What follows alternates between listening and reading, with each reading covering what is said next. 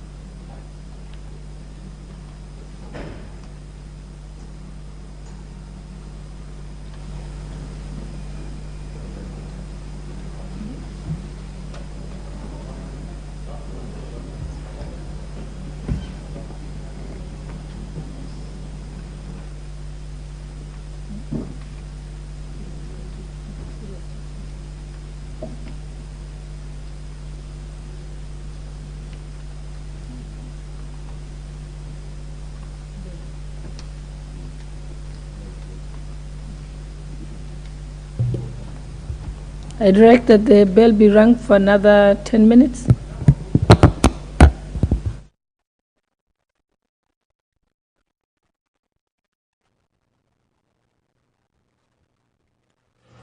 Good afternoon. If you're just joining us, these are the live proceedings of the National Assembly. What you're viewing on your screen are live pictures from the National Assembly chambers, where the Deputy Speaker to be rung, and the respective leadership of the House is at the moment whipping their members to walk into the chamber and take their respective seats to allow the business of the National Assembly to begin. There are a number of businesses that the House will be engaging in this afternoon, among them the amendment to the standing orders. Of course, the committee responsible, the Committee on Procedure and House Rules, has been doing the undertaking and ensuring that it prepares a very comprehensive proposal to the House, which of course the members will be debating this afternoon.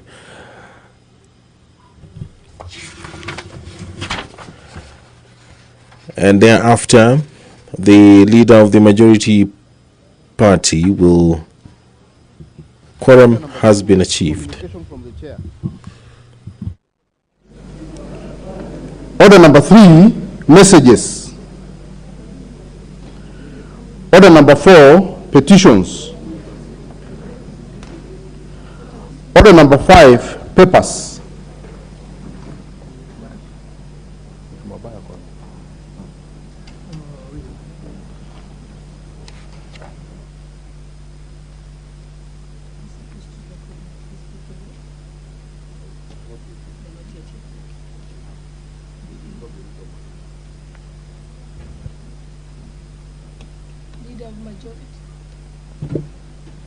Leader of Majority.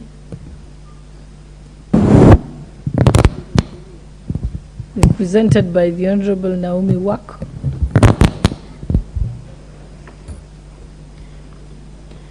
Honorable Speaker, I beg to lay the following papers on the table of the House today, Thursday, March 9th, 2023.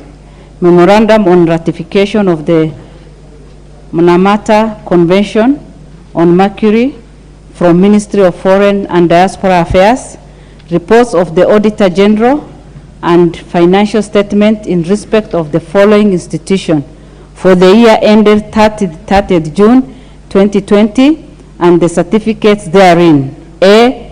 Nyakach Technical and Vocational College, and B. Runyenjes Technical and Vocational College. 3. Report of the Auditor General and financial statement in respect of the following institution for the year ended 30th June 2021 and the certificates therein. A. Kenya University and College Central Placement Services.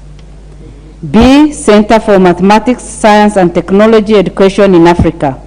C. Narok West Technical Training Institute.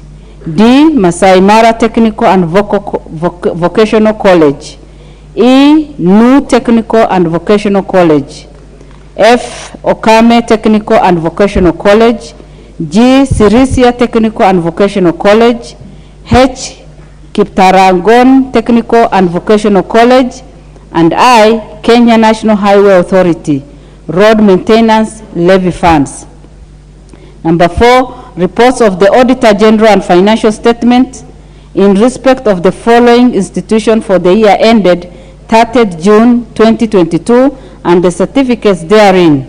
A. East African Skills Transformation and Regional Integration Project, grant credit number IDA 6334KE. B. Horn of Africa Gateway Development Project, AIDA, credit number 6768, Kenya Revenue Authority. C. Public Financial Management Reforms Program, credit number DANIDA FY06. CIDA and AIDA and AFD and PASIDA, Crisino and the National Treasury. D. Infrastructure Finance and Public-Private Partnership Project, EIDA credit number 5157 and the National Treasury. E. UNICEF Kenya Generation Unlimited GENU Project Program number 2400/0A0/06, Executive Office of the President. Number F. Horn of Africa Gateway Development Project, National Transport and Safety Authority. And G. Kenya EU Partnership for the Implementation of National Strategy to Counter Violent Extremism in Kenya, National Counter-Terrorism Center. Thank you, Madam Speaker.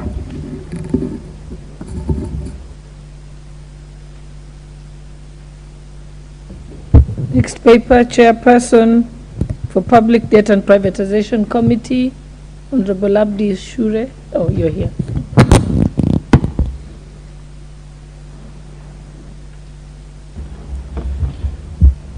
Thank you, Honorable Speaker. Honorable Speaker, I beg to lay the following paper on the table of the House today, Thursday, 9th March 2023. The report of the Public Debt and Privatization Committee on the 2023 medium-term debt management strategy. I thank you, Honorable Speaker.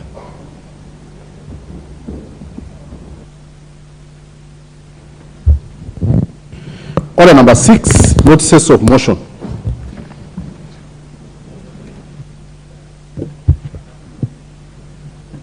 The Honorable Member for Konoi, Honorable Brighton Yegon.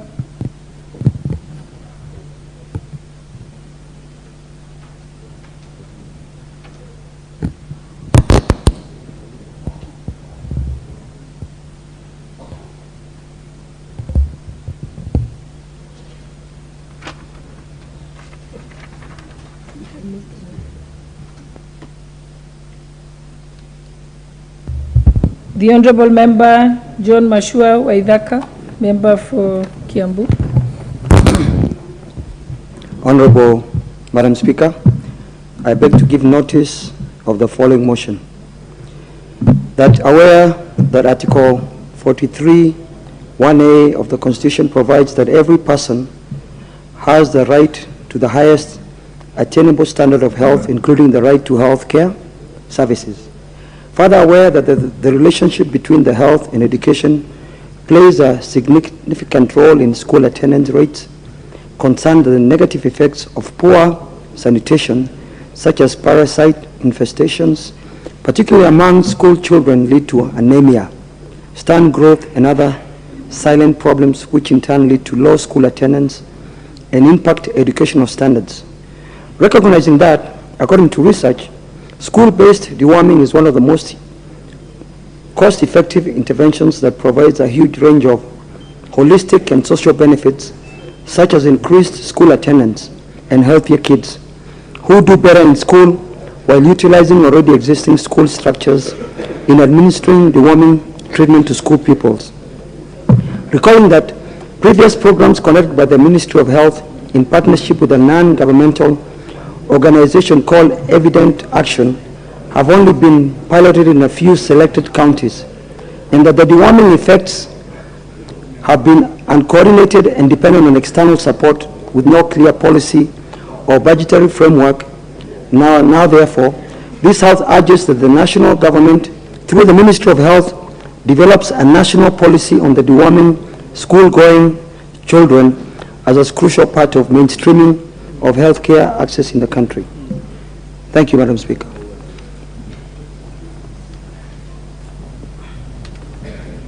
The Honorable Member Abdi Shure, Chairperson of Public Debt and Privatization Committee. Thank you, Madam Speaker. Honorable Speaker, I beg to give notice of the following motion: that this House adopts the report of the Public Debt and Privatization Committee on its consideration of the 2023 medium-term debt management strategy laid on the table of the House on Thursday, 9th March 2023. I thank you, Honorable Speaker.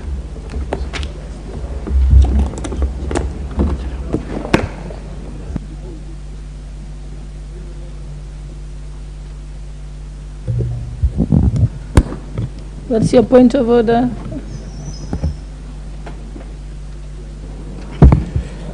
Madam Speaker, the Wi-Fi system in the House is not working. We are not able to access the order paper through our tablets.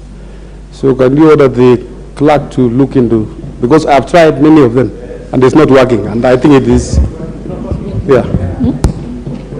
Okay, I think the IT persons have had it, but also if you need to look at an order paper, maybe you can pick the hard copy from the clerk's desk.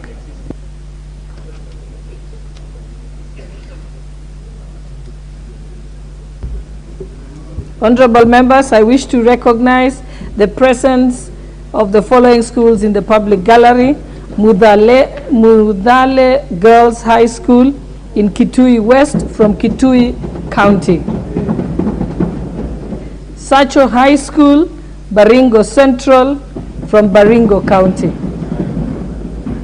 Chania Girls High School, Thika Town Constituency, Kiambu County. And in the Speaker's Gallery, St. Jude Karurumo High School from Runyenjes Constituency, Embu County.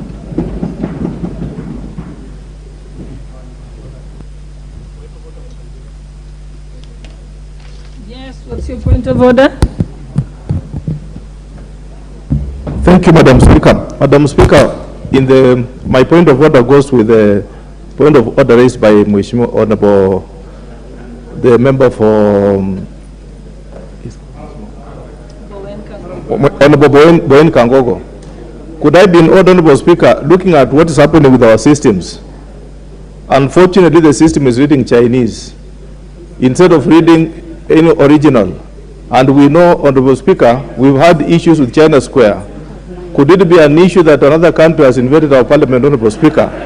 Thank you.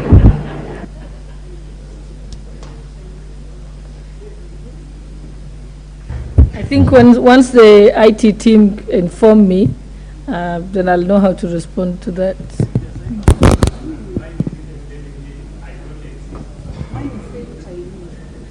Okay, I will just request honorable members that we can bear with that for a few minutes. I think since those members who are supposed to go to the next order have their questions in writing, we can proceed with that. by that time we shall have the systems working. Thank you.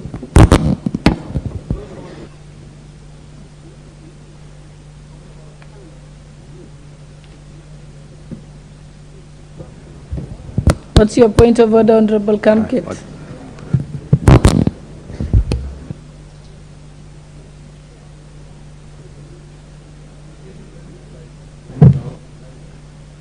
Kindly give him the mic, or else he can come to the front. Oh. Yeah, Madam Speaker, yesterday I raised a matter on the recruitment of Kenya Forest Service, and you made a ruling from the chair. You actually ruled, Madam Speaker, that the Committee on Environment, given the urgency of the matter, was to convene today and invite me. I have waited, Madam Speaker. The day is almost ending and I have not been invited to any meeting by the Committee on Environment.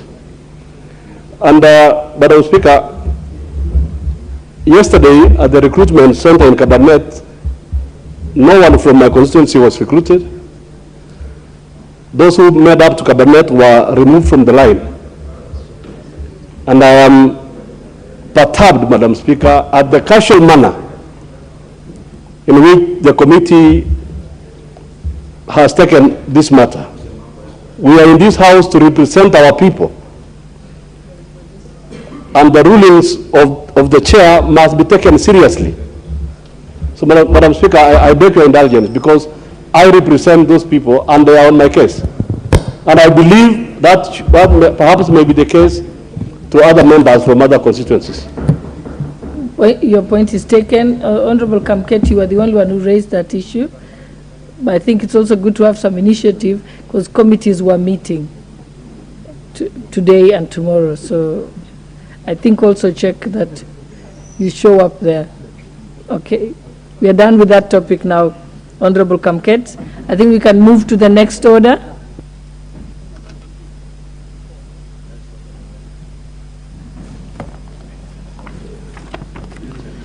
Order number 7, questions and statements. Honorable Member for Nakuru Town East, Honorable David Gikaria.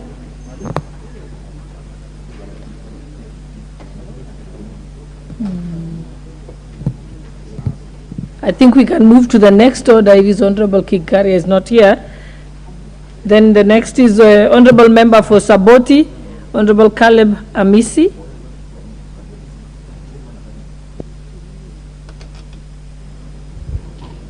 Thank you, Madam Speaker, for giving this opportunity to ask question number 31 of 2023. Number 1, could the Attorney General explain the circumstances under which the defunct Barclays Bank of Kenya Limited, rebranded and registered as ABSA Kenya Limited in 2017, considering that the ABSA name was already registered and patented in 2007, issued with a certificate of incorporation, certificate number C130654, whose director is one Mr. Edward Njuguna, and the patent renewed in 2017 for a 10-year period. Number 2, could the Attorney General outline the steps that the government is taking to address the concerns raised in one above, and in particular confirm whether any user rights for the name were transferred to the bank? Thank you, Madam Speaker. Honorable Member, that question shall be replied by the Departmental Committee for Justice and Legal Affairs.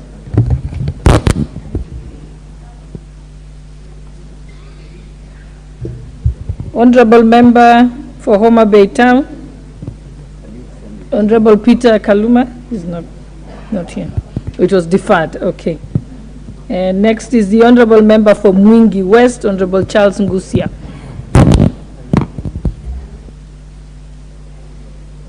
Thank you, Madam Speaker, for giving me opportunity to ask this question 33 of 2023.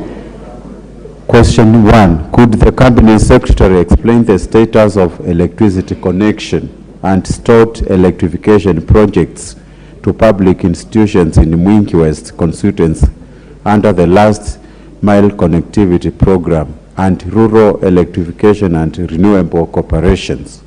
2.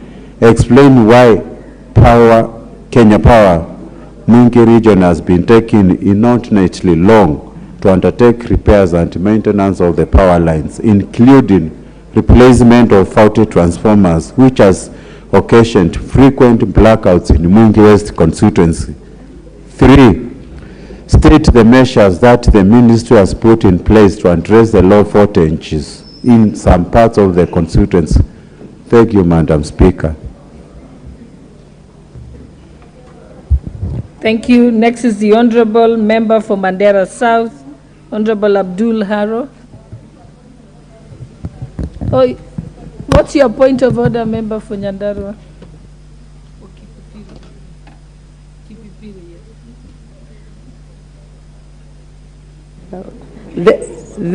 Thank you, Madam Speaker. It's a tradition in this House, when a question is raised, the Speaker normally asks the chair of that committee the question is intended to, and the chair normally indicates the time frame to respond to the questions. For the past 2 questions, I have seen you have referred, and I am also subject to this because I have a question. I may request you guide if it is still the valid tradition. Unfortunately, I think if the chairperson hasn't received the response, but I'm sure they would be able to let you know. Yeah, but if they are here, we can ask them. Is the member for Justice and Legal Affairs? They're not here.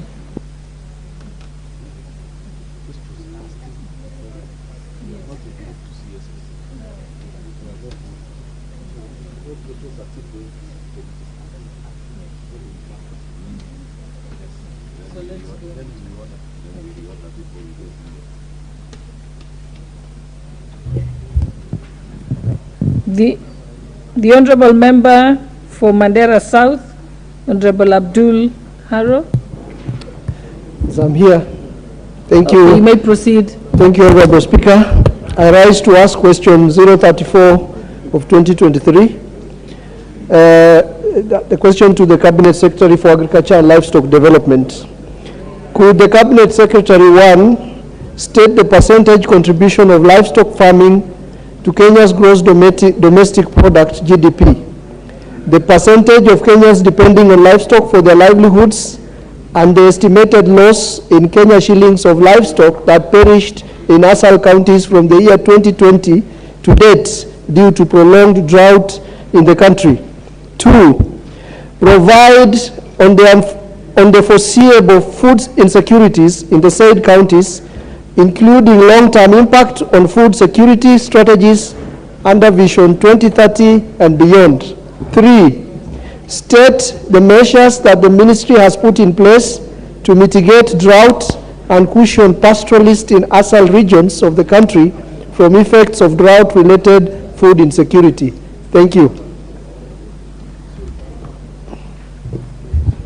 Thank you, Honourable Member. Your question is to be replied before the Departmental Committee on Agriculture and Livestock. Next is the member for Kipipiri, Honourable Wanjiko Muhia. Your question. Thank you, Honourable Speaker. I'm starting to ask question 035/2023 to the Cabinet Secretary for Labour and Social Protection. Question number 1 is, what measures has the ministry put in place to facilitate elderly persons in the country through provision of food, water, means of transport when they are invited for beneficiary welfare committee meetings? Question number 2, could the Cabinet Secretary consider decentralizing the said meetings and activities to sub-county level in order to enhance participation of elderly people who cannot travel to far places and allow verified caregivers to the elderly to attend the meetings on their behalf and vote as proxies. Question number 3 on the same. Could the Cabinet Secretary outline the plans for ensuring inclusivity in attendance of Beneficiary Welfare Committee meetings through participation of stakeholders, particularly political leaders, administration officers at both levels of government? Finally, could the Cabinet Secretary further explain why a recent meeting for formation and training of Beneficiary Welfare Committee held in Kipipiri constituency on February 23rd was convened on a short notice without involvement of any of the relevant stakeholders? Honorable Speaker, I will request if the chair of this committee is in the House to make commitment on when to respond, because the chairs should also be sitting in the House as commitment of members. Honorable Muhia, we shall, your question stands committed, committed for response before the Departmental Committee on Social Protection. Yes, and you shall receive the time frame from them. And now, honorable members, I wish for the There's one more statement.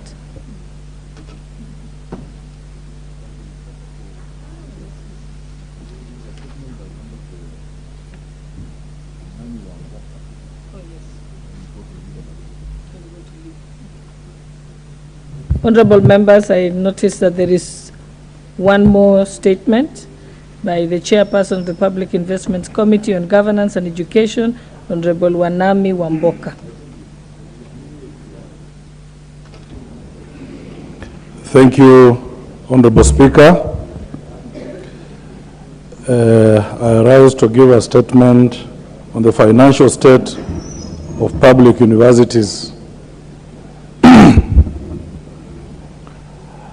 I rise under Standing Order 44-2B to issue the following statement in light of the now dire need of public universities in Kenya and the need for drastic and radical steps to salvage them. Honorable Speaker, the Public Investments Committee on Governance and Education has begun examining audited accounts of, among others, our public universities. What has struck the committee is the fact that in subsequent audit reports, the Auditor General has found that all of these public universities have negative working capital and no longer a going concern. From the foregoing, on the 28th February 2023, we met with the Principal Secretary, Higher Education, together with the leadership of the University Fund, Higher Education Loans Board, and the Office of the Auditor General to discuss the following. 1, funding structures to public universities, including sums disbursed in the last 5 financial years. 2, capitation provided to students in both private and public universities, including criteria used for each. 3, law providing for issuance of public funds to private universities. 4, how public funds issued to private universities are audited. And 5, efforts to make public universities financially sustainable. Honorable Speaker, from our meeting, we made the following observations. That 1, the government is obliged under a model referred to as differential cost unit to meet 80% of costs as part of recurrent capitation.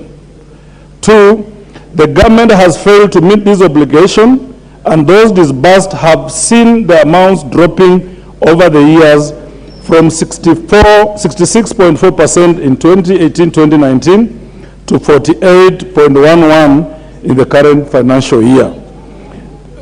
This allocation to public universities has been less than half of the requirement, with a deficit totaling 164 billion in the last 5 years. On the contrary, the University Fund confirmed advancing a total of 8.7 billion to private universities in only 4 years, Honorable Speaker. You can imagine, whereas, Madam Speaker, public universities are struggling, they do not they do not have money to run their programs and run a risk of being closed down. The government is has advanced a total of 8.7 billion to private universities as a grant. To make the matters worse, the funds have not been audited, Madam Speaker. The government has run a program of placing students into private universities and funding them through conditional grants based on their higher fee structures at the expense of public universities. For instance, Madam Speaker, our fee structure of a public university is about 16,000. If you compare with the average private university is about 100,000.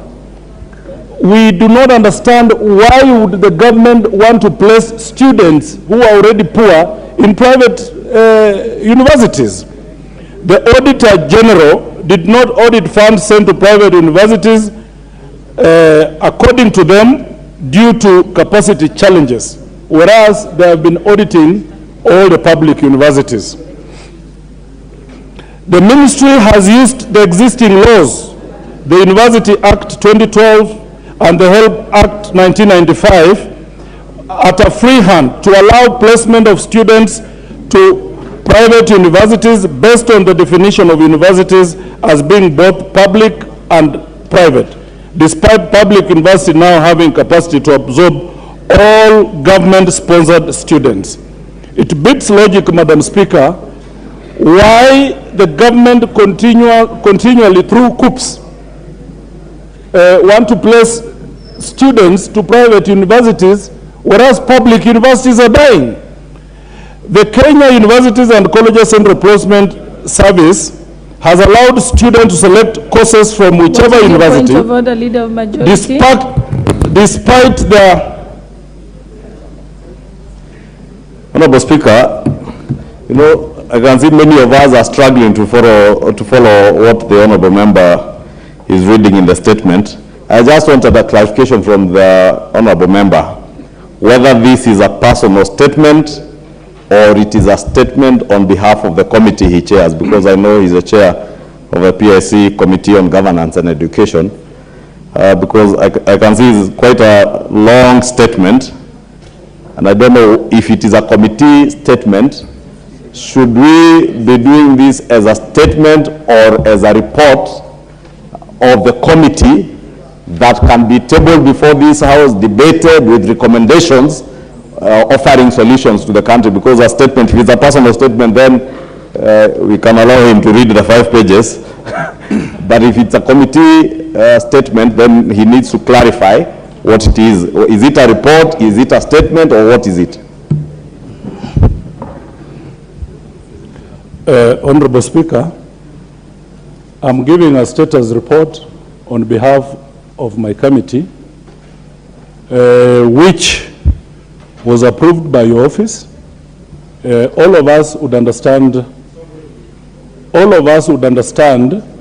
that this is a matter of great concern in the country right now. We are just giving a status report and want to just brief the House in terms of where we are, but we're going to bring a full report at the end of this. Under what standing order, Honorable Member? Honorable Speaker, we came through your office and you approved this. So I would it came in as a statement.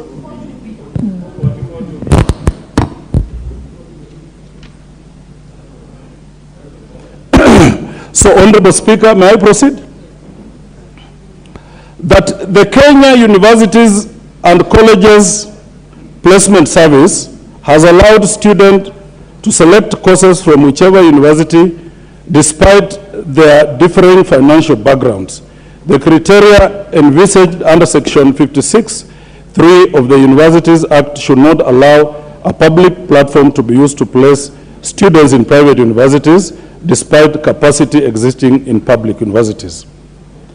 Audit reports have also found the ministry and the fund in breach of Section 53(1) and 2, and by not having the fund directly disburse monies to public universities. The PS confirmed leading efforts to arrest the declining financial positions, commencing with a roundtable meeting with the university chancellors, vice chancellors, and the university's fund last month. The committee observes that these efforts are reactionary, may be cosmetic, and from the preliminary reports in the public domain, they intend to raise fees in public universities rather than first streamlining public funds available as well as governance. And that's why, Honorable Speaker, I don't take the comments by Majority Leader lightly, because this is a very serious matter. We are trying it's a serious national issue, Honorable Speaker. Honorable Speaker, from the foregoing, honorable members will appreciate that policy precedes appropriation and audit. And therefore, these matters are cyclic in nature and need concerted. Thank you, Honorable Speaker. I think you need to protect. Thank you, Honorable Speaker. You know, it's good, Honorable Speaker. The Honorable Amboka, I know, is new in this house, but it's also good to take time to learn. Because understanding of the 44(2)B, I was just trying to guide the Honorable Amboka. You should just read the statement as was approved by the Speaker. In the text it is in, not reports. Don't lecture the House. Don't seek to inform the leader of majority. There is nothing you can inform me in terms of procedures of this House. I can only teach you.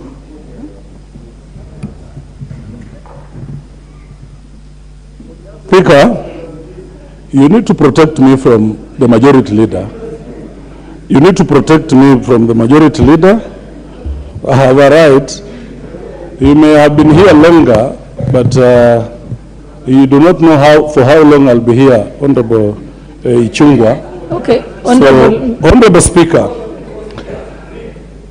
from the foregoing, honorable members will appreciate that policy precedes appropriation and audit, and therefore these matters are cyclic in nature and need concerted effort from all of us. And would like also to implore on the Education Committee chaired by the able chairman, Honorable Meli, to kindly look at the policy issues surrounding this matter. Even as the committee audits these universities and the amounts advanced as per our mandate, drastic policy actions need to be taken. One, this House, through the upcoming budget cycle, needs to increase ceilings to social sectors, specifically education in this case, which will have the highest impact to the public. Two, to review the policy on the placement of government-sponsored students to private universities, since the capacity gap between slots available in public university vis-a-vis qualified students is now non-existent. Objectives of private universities may be at variance with the national development goals, as they are first and foremost profit-centric. Three, amend the Universities Act and the Higher Education Loans Board Act according public universities' first priority to fill up their slots up to 100% before a student is financed through capitation in a private entity. Students who willingly choose private education must surely be capable of funding the same. And four, fully operationalize the university's fund to enable them directly disburse funds to public universities as envisaged by Section 53, 1 and 2 of the Universities Act. 5, relook at policy of upgrade of colleges to universities and consider urging the government to merge smaller entities to larger universities with going concern. This will see closure of non-strategic campuses and programs.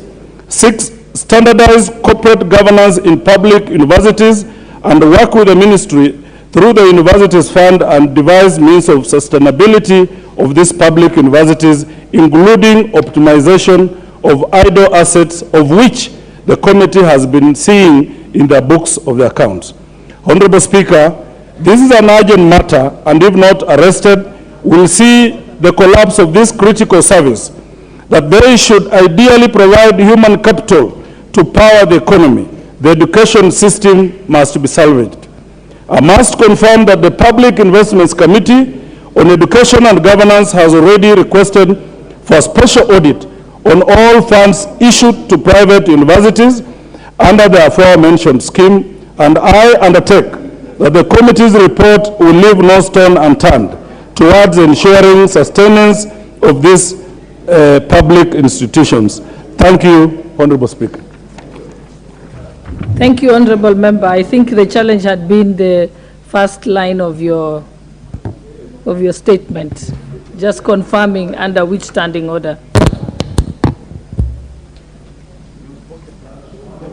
Are we giving Honorable Brighton a chance? Are we giving Honorable Brighton? The Brighton has come.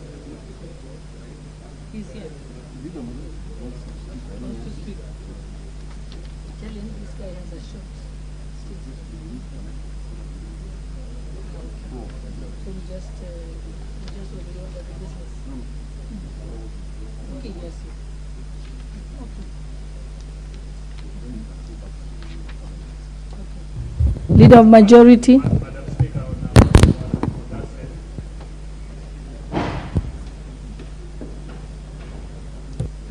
We'll give you a minute on it, yes. Okay.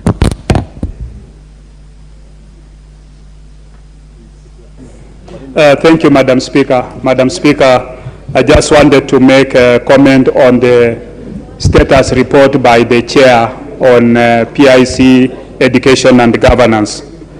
Madam Speaker, in this country, University Act 2012 amended, when it was amended, it did not provide for regulation of training of doctors and pharmacists by the various bodies which they are supposed to be responsible. And I think as the Education Committee prepares their report, this is something that is very critical, because the caliber of doctors and pharmacists which are supposed to be regulated by the Pharmacy and Poisons Board together with the Kenya Medical Practitioners and Dentists Council, if it is not checked, the level of training within our universities, then we will be releasing doctors to the market who are half-baked without any proper regulation. So I want to urge the chair that when you are looking at it, please let's amend the Education Act to provide that the Medical Practitioners and Dentists Council and the Pharmacy and Poisons Board are able to oversight our universities to make sure that they are providing, in terms of regulation, the proper training of the doctors and the proper training of the pharmacists. And we are seeing a lot of mismanagement cases. Of recent, we had a case in Nairobi Hospital, which I saw on Twitter, and it brought a lot of issues. We've had cases of even people raising a lot of issues about mismanagement of patients. And I think as a country, we must be able to look at that and rectify so that we bring doctors that are of good caliber to our nation. Thank you, Madam Speaker. Thank you. Now the statement by the Honorable Leader of the Majority Party. Thank you, Honorable Speaker. Maybe now the Honorable Amboka can learn from this statement how it is done, understanding order 42A and B. And I rise, Honorable Speaker, pursuant to the provisions of Standing Order 44.2A, to give the following statement on behalf of the House Business Committee, which met on Tuesday, 7th March 2023, to prioritize the business for consideration during the week. Honorable Speaker, as members are aware, yesterday the House approved the report of the Joint Committee of the National Assembly, Departmental Committee on Finance and National Planning, and the Senate Standing Committee on Finance and Budget on the vetting of Dr. Susan Jemtai Koech for appointment as the Deputy Governor of the Central Bank of Kenya. I thank honorable members of the committees and indeed the House for the steadfast commitment that saw the conclusion of this very important business. Honorable Speaker, it is expected that the House will today consider the 6th report of the Procedure and House Rules Committee on amendments to the standing orders. I look forward to the debate on these proposed changes that, if approved by the House, would see Cabinet Secretaries appearing before the House to answer to questions by members. This will be a positive step towards greater accountability by the Executive, as well as an enhancement of the oversight processes of the House. Therefore, I urge members to be present and actively participate in this important business. Honorable Speaker, without anticipating debate, it is expected that the House will conclude the general debate on proposals to amend the Constitution and the standing orders today afternoon. Should this not happen, the general debate will form part of the business for Tuesday next week. The same will apply to the debate on the report of the 22nd session of the Organization of African Assembly and the second reading of the Statute Miscellaneous Amendment Bill, National Bill number 60 of 2022. Honorable Speaker, the Public Debt and Privatization Committee has just tabled its report on the medium-term debt strategy management paper, where the Budget and Operations Committee is expected to conclude and table its report on consideration of the budget policy statement. These two reports shall therefore also form part of the business to be considered next week as we continue with the budget process. Honorable Speaker, finally, the House Business Committee will reconvene on Tuesday, 14 March 2023 to schedule business for the rest of the week. And I wish to lay this statement on the table of the House. Thank you. Thank you, Leader of Majority.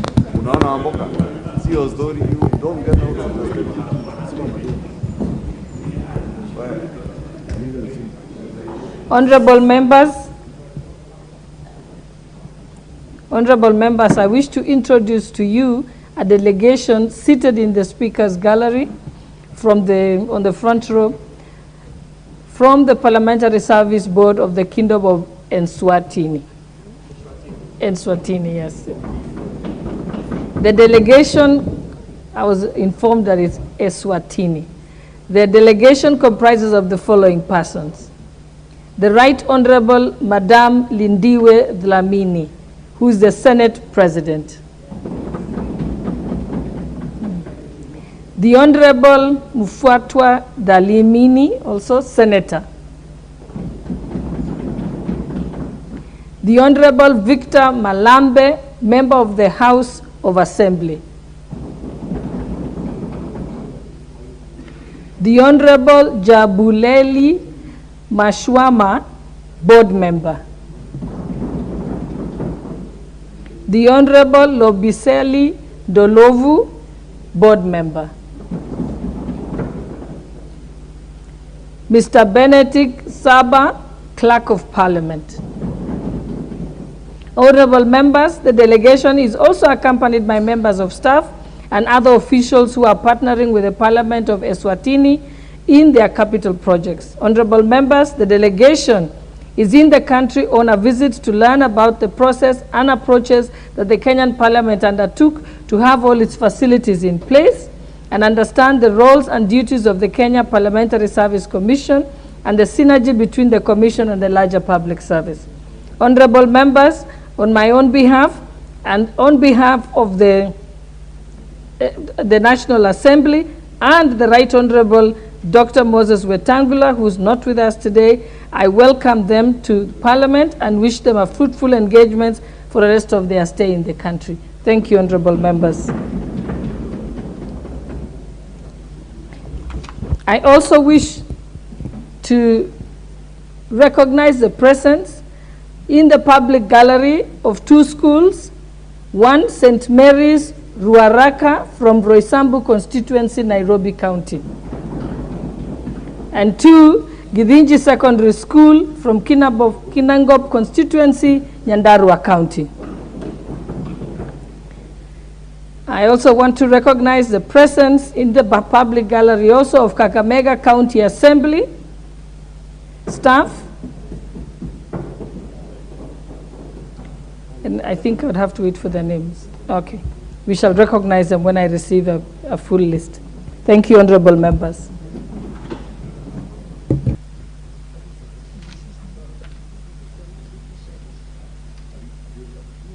Yes. Honorable members, for the convenience of the House and members, I will reorder the House business so that we go to order number 9, then to order number 10, and then back to order number 8. Thank you, honorable members.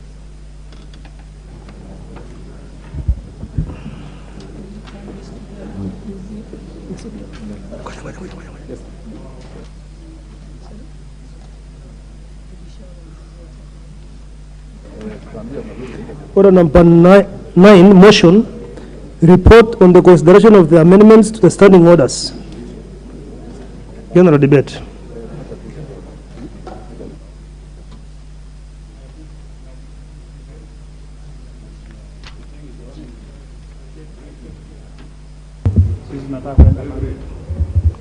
Honourable Speaker, I wish to move that this House adopts the 6th report of the Procedural House Rules Committee on amendments to the standing orders laid on the table on the 8th of March 2023 on Wednesday, and pursuant to the provisions of Article 124(1) of the Constitution and standing orders number 263, approve the proposed amendment to the standing orders as contained in Annex 3 of the report.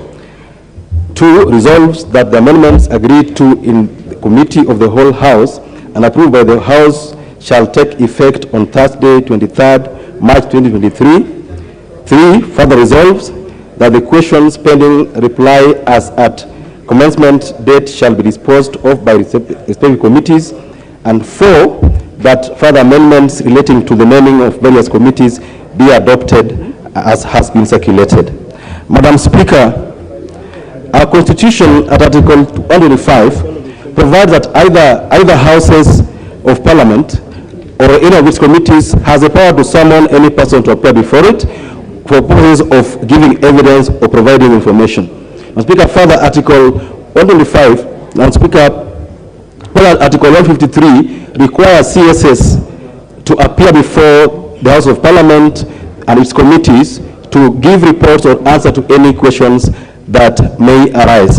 Madam Speaker, historically, this country had a case where ministers sat in this House and answered questions directly from members of Parliament as and when they are asked.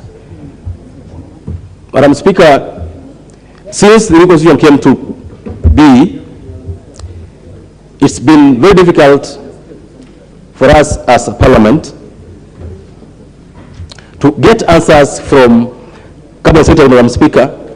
We have so many committees.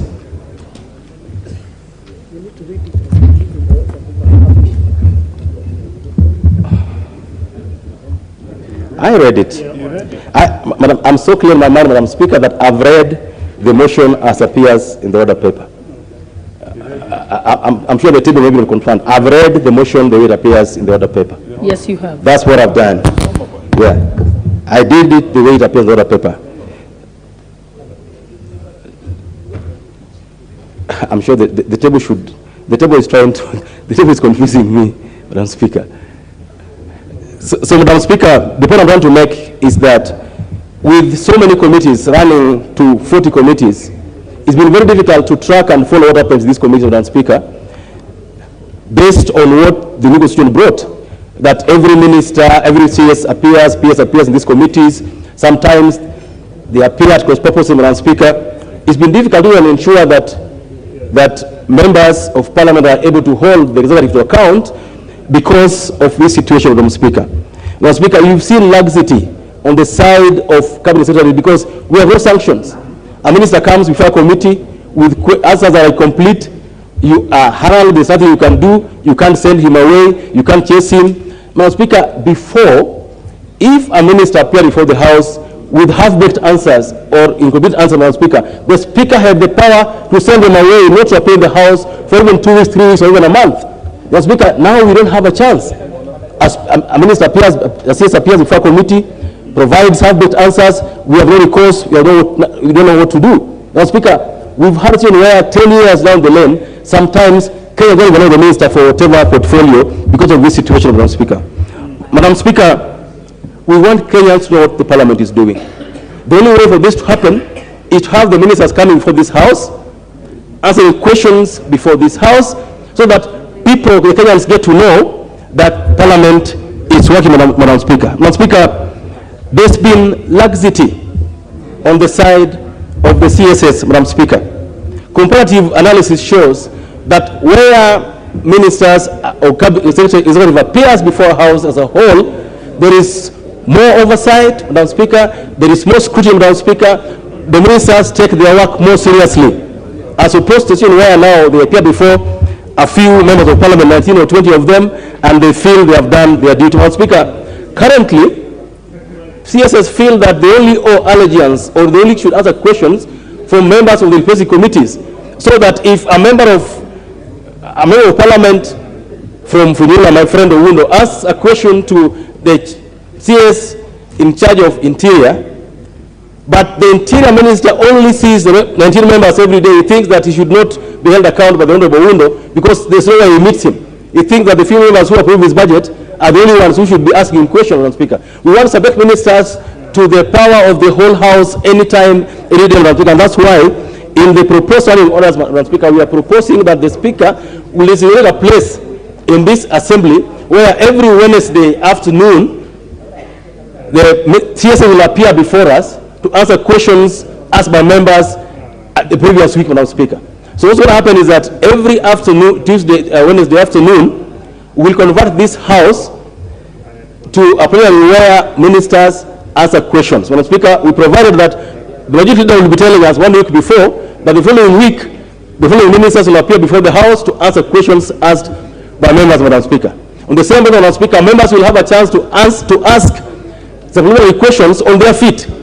If a minister gives an answer that is not satisfactory, any member will have a chance, Madam Speaker, to stand up on their feet to be able to ask any further questions if the answer given either doesn't satisfy or it doesn't touch their constituents, Madam Speaker. Madam Speaker, it is important to note that, because I've heard members of Parliament saying this will take away the powers of the committee chairs. Madam Speaker, this will actually give committee chairs more time to deal thoroughly with issues before them. They'll have time to do investigations, Madam Speaker, hold the citizens to account in a deeper manner, because now we are giving them, what committees mostly do now is to deal with this question, Madam Speaker, not to delve in the very mundane, very deeper issues of the area of this, Madam Speaker. And so I just want to say to the fears of committee chairs that this question time from CSS will give you more time to deal with more meat within their committees instead of dealing with questions only, Madam Speaker. Madam Speaker, there are so many reasons why it's important that you have CSS appear in this House, and I want members to look at this report. The report has been circulated. I don't want to go through it all because it's a huge report, but to just request members to note that this House will be richer with all of us being able to hold the CSS to account instead of a few members of a committee being the only ones that are required to all the time hold the CSS to account. It will also be, Madam Speaker, it also avoid CSS shirking responsibility by only dealing with their committee members under their charge instead of appearing before the House all the time, Madam Speaker. Madam Speaker, I don't want to say much. I just want to request members that before we did this report, we also did some benchmarking. We've checked what happens in Philippines, we've seen what happens in Belarus, what happens in Gabon and France. Madam Speaker, it's going to make the House richer instead of making it poorer, Madam Speaker. And that's why I want to request members to take this in a positive stretch. Madam Speaker, further, in these amendments we're proposing to rename the Departmental Committee on Administration and Internal Affairs to the Departmental Committee on Administration and Internal Security. We are also proposing to rename the Committee on Blue Economy and Irrigation to Blue Economy, Water and Irrigation. And as we can, all those many remarks, I request the Honorable Majority Leader to second. Proceed, Majority Leader. Thank you, Honorable Speaker. I rise to second this committee, this report by the Committee on House Procedures. Honorable Speaker, just to say, Honorable Speaker, as the mover moved, the Honorable Chieng, it was important to mention that upon approval of the proposed amendments to the standing orders, as are contained in the report on Annex 3, we shall be resolving that the amendments that will be agreed on in the Committee of the Whole House, if approved by the House, they shall take effect on the 23rd March 2023, Thursday, 23rd March, and also to further resolve that the questions pending reply as at the commencement date shall be disposed of by the respective committees. Honorable Speaker, is important so that chairs of the respective committees that have questions lined up ahead, those that have been asked, could note what has been stipulated in order paper as to the resolutions of the House this afternoon, should we finish with this business today. Honorable Speaker, this is not the first time, Honorable Speaker, that there is an attempt to have cabinet secretaries to appear before the House to answer to questions and statements and issues that are of concern to Kenyans. Honorable Speaker, you remember even in the 12th Parliament, there was an attempt, but Honorable Speaker, because the regime then was afraid of being accountable to the people of Kenya and accountable to the people's representatives, there was no support from the executive. But Honorable Speaker, we now have a government that is not afraid to be accountable to the people's representatives and accountable to the people of Kenya.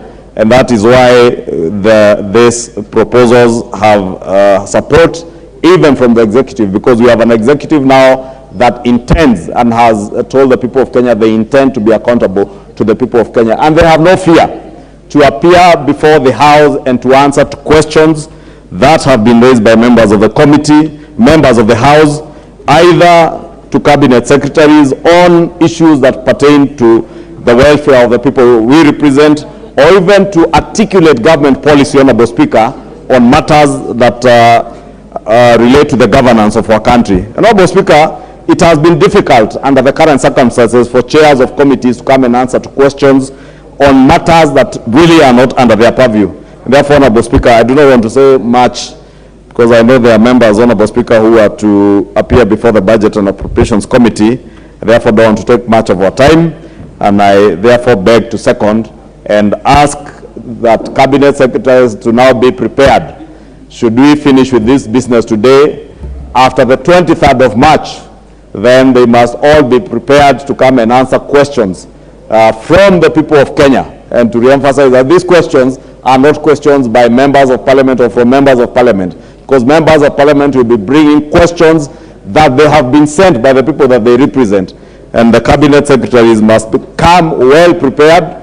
As has been proposed, Honorable Speaker, the Speaker can allow supplementary questions, either from the member who asked the question or even from another 2 or so members. And therefore want to beg that we do support these proposed amendments and ask members' indulgence even as we go to the third reading, hopefully. With that, Honorable Speaker, I beg to second.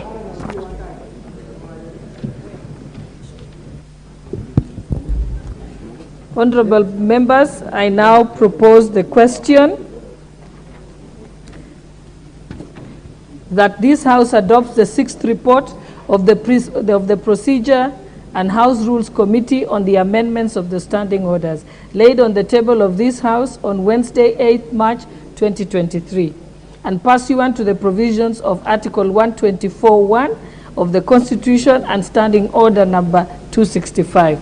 1. Approves the proposed amendments to the standing orders as contained in Annex 3 of the report. And 2. Resolves that the amendments agreed in the Committee of the Whole House and approved by the House shall take effect on Thursday, the 23rd March 2023. And 3. Further resolves that the questions pending reply as at the commencement date shall be disposed of by the respective committees. I put the mood of the House that we put the question. Honorable members, I now put the question.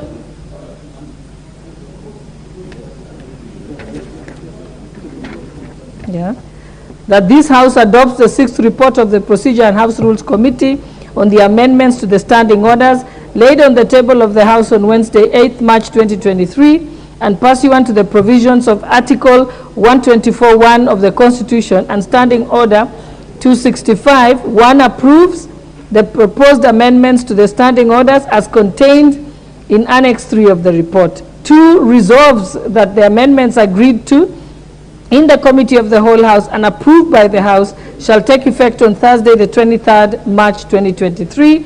And 3 further resolves that the questions pending reply as at the commencement date shall be disposed of by the respective committees. Honorable members, will as many as of that opinion say aye? Aye. Will as many as of the contrary opinion say nay? The ayes have it.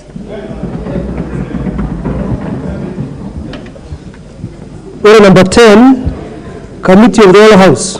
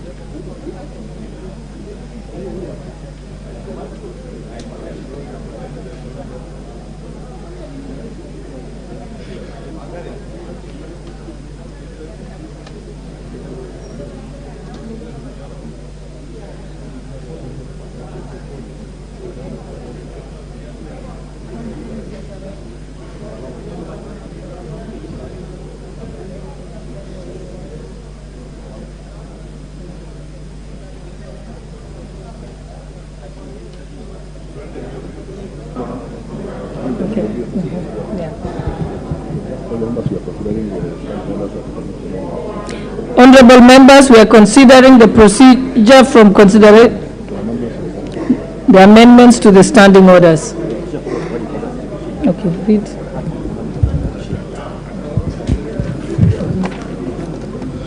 Amendment to Standing Order 25A.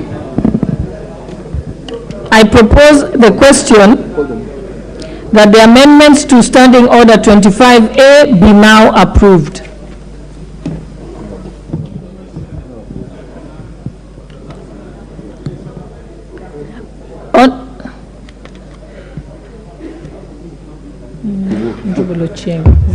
Honorable Chair, I move that Standing Order number 25A be amended as proposed in the Standing Order.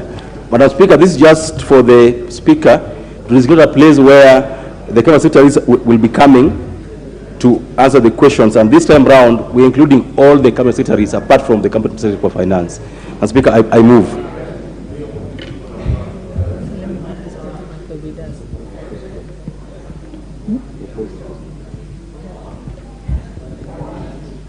I propose the question that the amendments to Standing Order 25A be now approved. We can give one person to speak. Let's give Kachidi. I wanted to speak. Yes, Honorable Member for Funyula. Chair, with your indulgence, I will request the mover to just clarify that Part C, other persons to make submission or presentations before the House. Does it in any way mean that the Cabinet Secretary can delegate to any other person to come and make this representation to this House? Or does it allow any person anywhere, either holding government position or not, to come and answer questions before the House? Probably needs to clarify that for the benefit of the members, because other persons, what does it really mean? Thank you, Honorable Chair.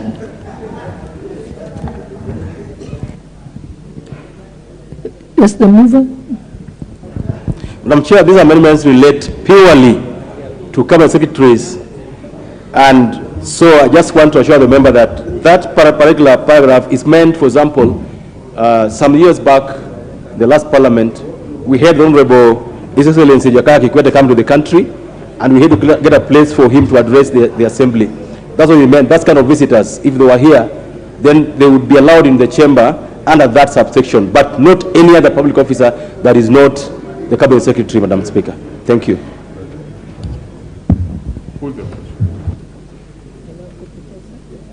Is the mood of the House that we put the question? Yes. I now put the question that the amendments to Standing Order number 25A be now approved.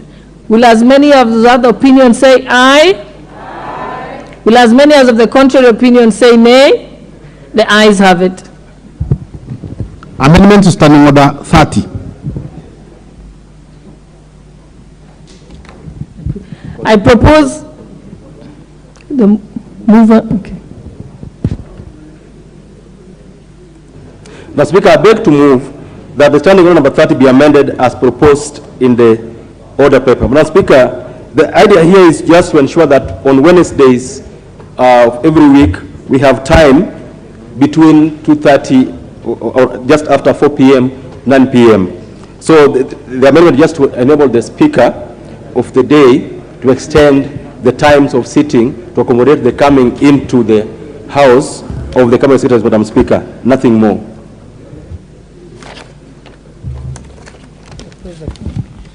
I now propose the question that the amendments to Standing Order number 30 be now approved.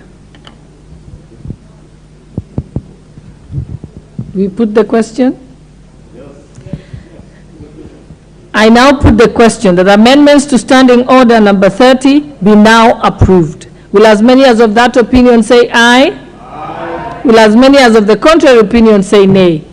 The ayes have it. Amendments to Standing Order 39. Mover. Waiting for the mic. Madam Speaker, I beg to move that the Standing Order number 39 be amended as appears in the Standing Order, in the order paper. Madam Speaker, the idea here is just to enable the clerk to publish in advance the tentative list of the CSs that will be appearing the following week, so that members are informed, the public is informed, and anybody who wants to know who is appearing next the following Wednesday, who is to answer questions, Madam Speaker. Nothing more than that.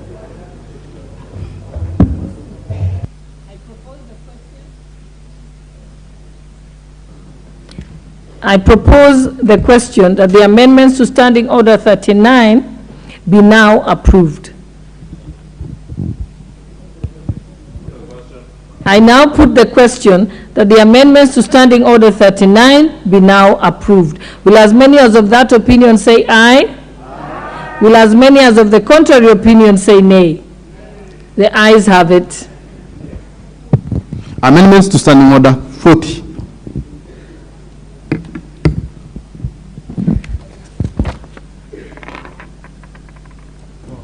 Madam Chairperson, I beg to move that Standing Order number 40 be amended as appearing in this order paper, and Speaker, to enable this House to set aside 3 hours every Wednesday afternoon, upon which there'll be time for Cabinet Secretaries to appear to answer the questions or give reports to this House.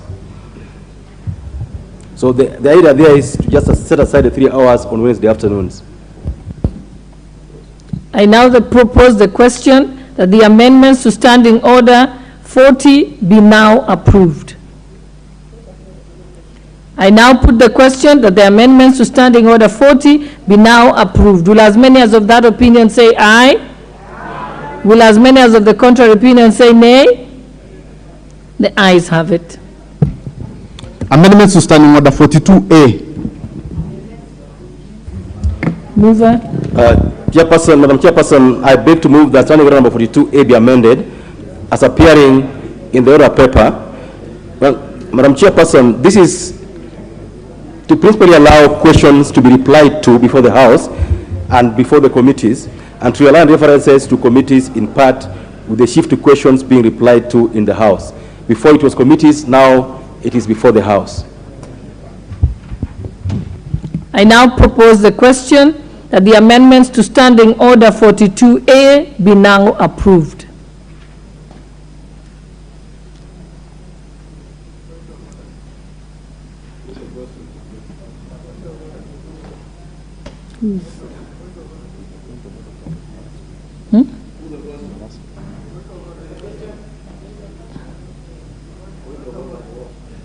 What's your point of order, Honorable Russell? Thank you very much, Honorable Chair. Whereas I agree with the mover on that suggestion, but what happens if a member wishes to raise the question from the floor of the House and it had not been indicated in the order paper? Do we put it in the standing order, or it is just allowed? I think I'll allow the mover to respond. Now, Speaker, the reason this was important is that we are saying that questions later, in fact, the questions are going to be answered to be within 14 days, but questions are asked in advance. So the only questions that can be asked on the spur of the moment are follow-up questions. So you cannot ask a question on the day when the CS is appearing. And that's why we said earlier, and we come into it just now, that the majority leader will be telling us 1 week in advance that the following week we'll answer the following question by the following cabinet secretaries. Thank you. That's well addressed. Thank you. I now propose that I now put the question that the amendments to Standing Order 42A be now approved. Will as many as of that opinion say aye? Will as many as of the contrary opinion say nay? The ayes have it. Amendments to Standing Order 42B. Madam Chairperson, I beg to move that Standing Order number 42B be amended as proposed in the order paper. Now, Speaker, this is to allow a member to request the Speaker to defer a question or withdraw a question where the question sought to be asked has been overtaken by events, and further to allow a question to include a request for a report from a cabinet secretary. I now propose the question that amendments to Standing Order 42B be now approved.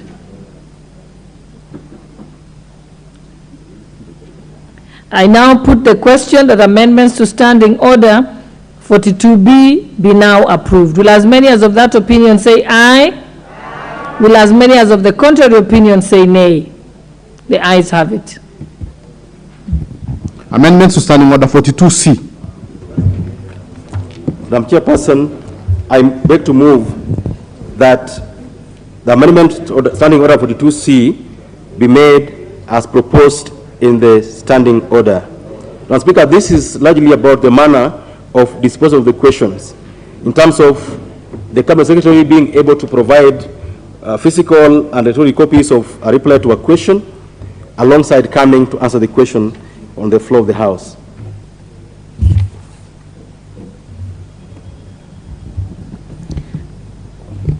I now propose the question that the amendments to Standing Order 42B be now approved. 42C. Or 42C be now approved.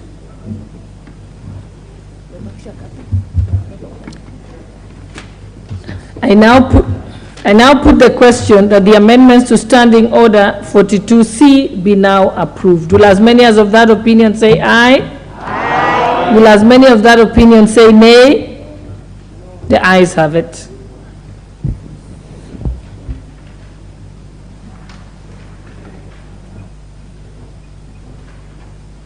Like you are saying, it's just about petition. Could be the same thing.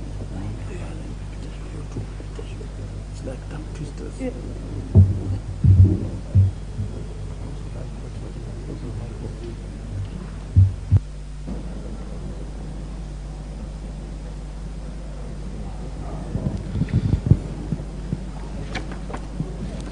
Amendment to Standing Order 42E.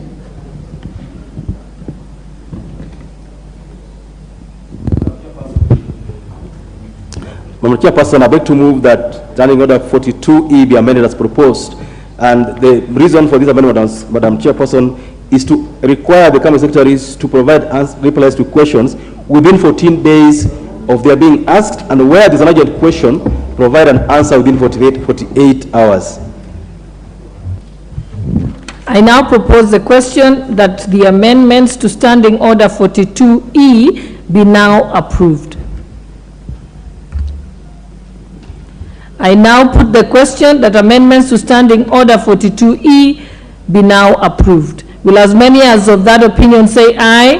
Aye. Will as many as of the contrary opinion say nay? No one. The ayes have it. Amendment to Standing Order 42G.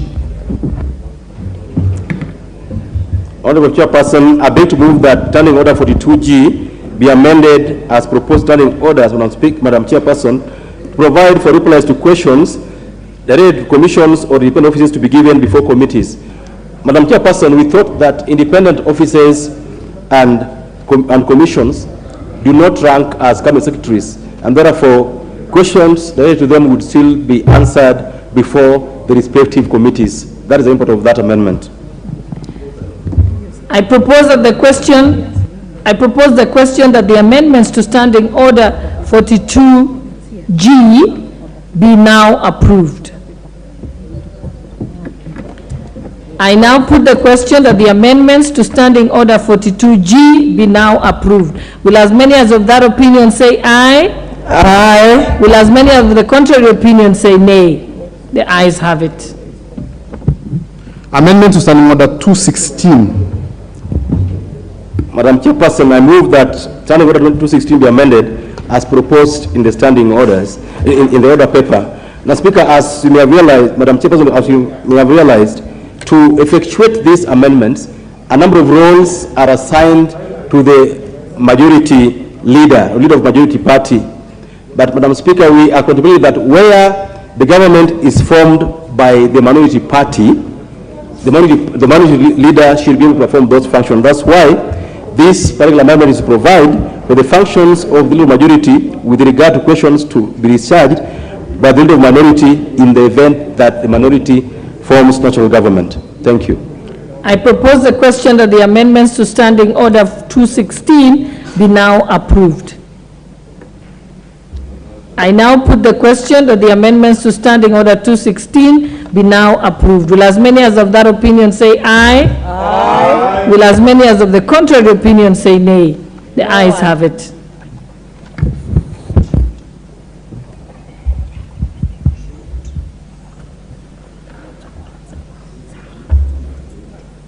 Amendments to the second schedule. Madam Chairperson, I beg to move that the second schedule of standing orders be amended as appearing in the order paper. And Madam Chairperson, for the avoidance of doubt, this relates the supplementary order paper that was circulated earlier as approved by the Honorable Speaker. Madam Speaker, this relates to renaming, one, the Departmental Committee on Administration and Internal Affairs to Departmental Committee on Administration and Internal Security. The other one relates to renaming the Departmental Committee on Blue Economy and Irrigation to Blue Economy, Water and Irrigation. Madam Chair, I beg to move. I now propose the question that the amendments to the second schedule be now approved. I now put the question that the amendments. Okay, please. Honorable Kangogo Bowen. Madam Chair, I want to contribute on this amendment, the second schedule, I think. Especially section B, Madam Chair, which is seeking to change the name of the Committee of Blue Economy and Irrigation. Madam Chair, what is indicated there, and this amendment, Madam Chair, is an amendment which which we did in the Committee of Liaisons, which you are chairing. And I want to confirm, Madam Chair, that this is not what we passed in that committee. Madam Chair, the name first is supposed to be water, irrigation, and blue economy. And the chairs are here.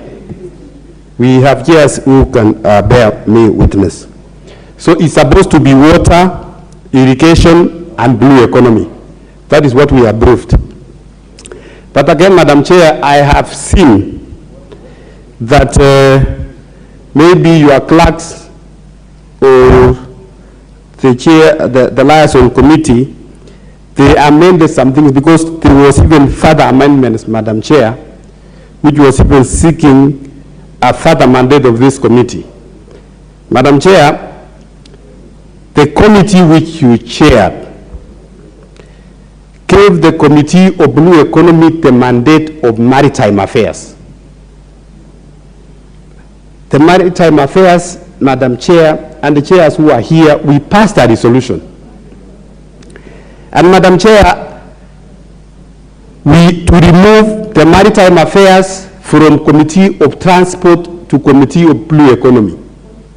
But there is a kind of mischief from the clerk's office, Madam Chair, and I want, if we have the minutes of the Liaisons Committee, which we passed at the Hilton Curtains, Madam Chair, to be tabled here.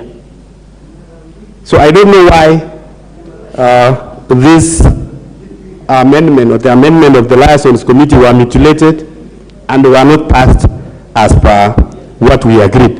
And the chairs who are here, Madam Speaker, can bear me witness that there were more amendments to this committee than this.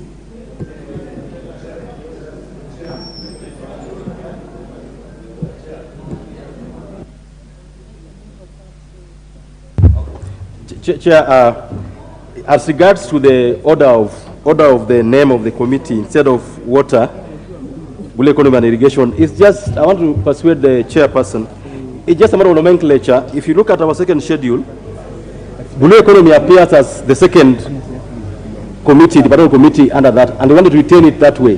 No harm intended, no mischief intended.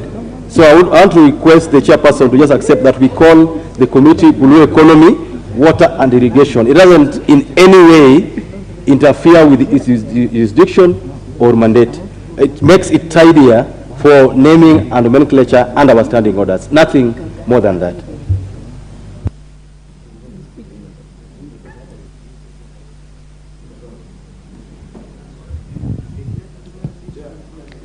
Yes. You may proceed. You want to Chair, I think the mover has really put it in the right context in terms of naming, and I've also just been explaining to the chair of the Blue Economy Committee that the other matter on maritime is yet to go to the House Procedures Committee.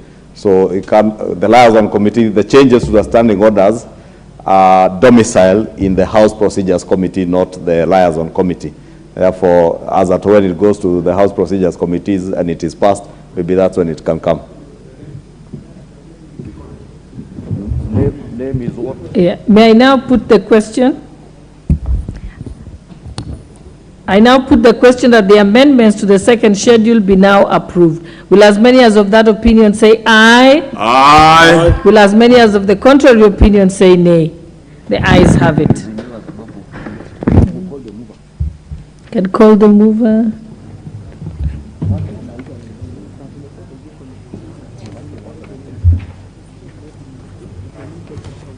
Honorable Chairperson, I beg to move that the Committee of the Whole do report to the House its consideration of the amendments to the National Assembly standing orders and its approval thereof.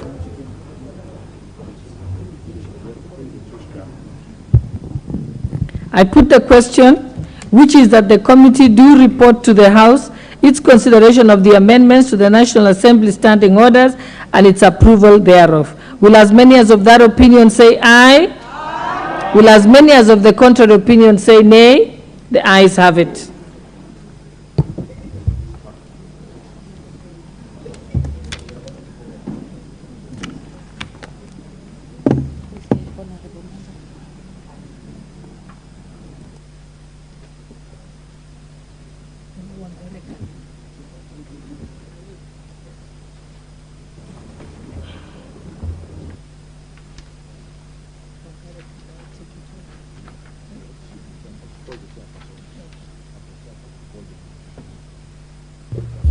I now call upon the chairperson.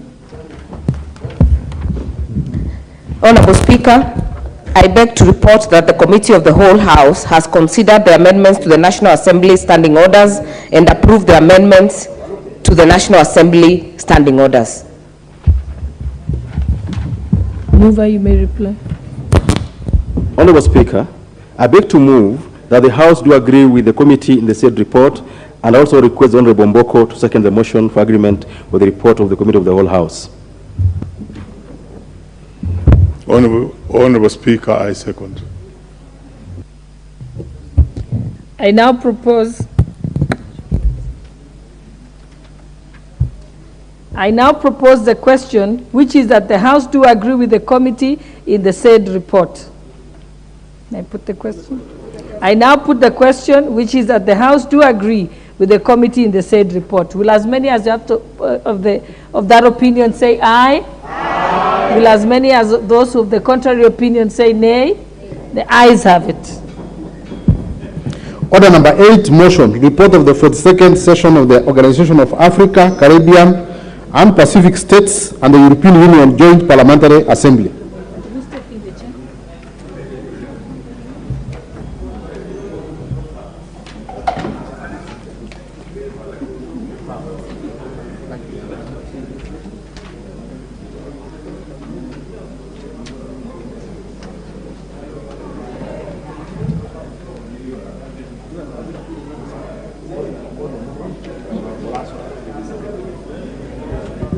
Honorable Didi Raso, you're the mover.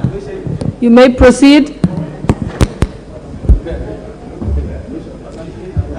Thank you very much, Honorable Speaker.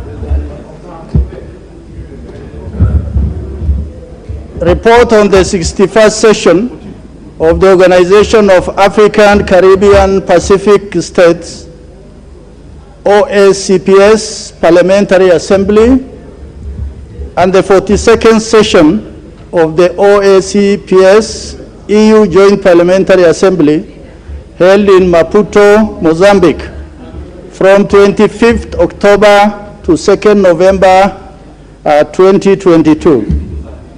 Honorable Speaker, I beg to move that this House notes the report of the 61st session of the Organization of African, Caribbean, and Pacific States Parliamentary Assembly and the 42nd session of African, Caribbean, and Pacific and EU Joint Parliamentary Assembly laid on the table of the House on Wednesday, November 30th, 2022.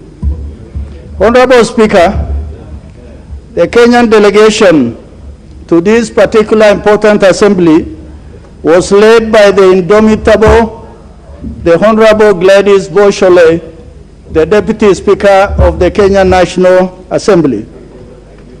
The attendees from Kenya to this particular assembly were drawn from both the members of the National Assembly and the members of the Kenyan Senate.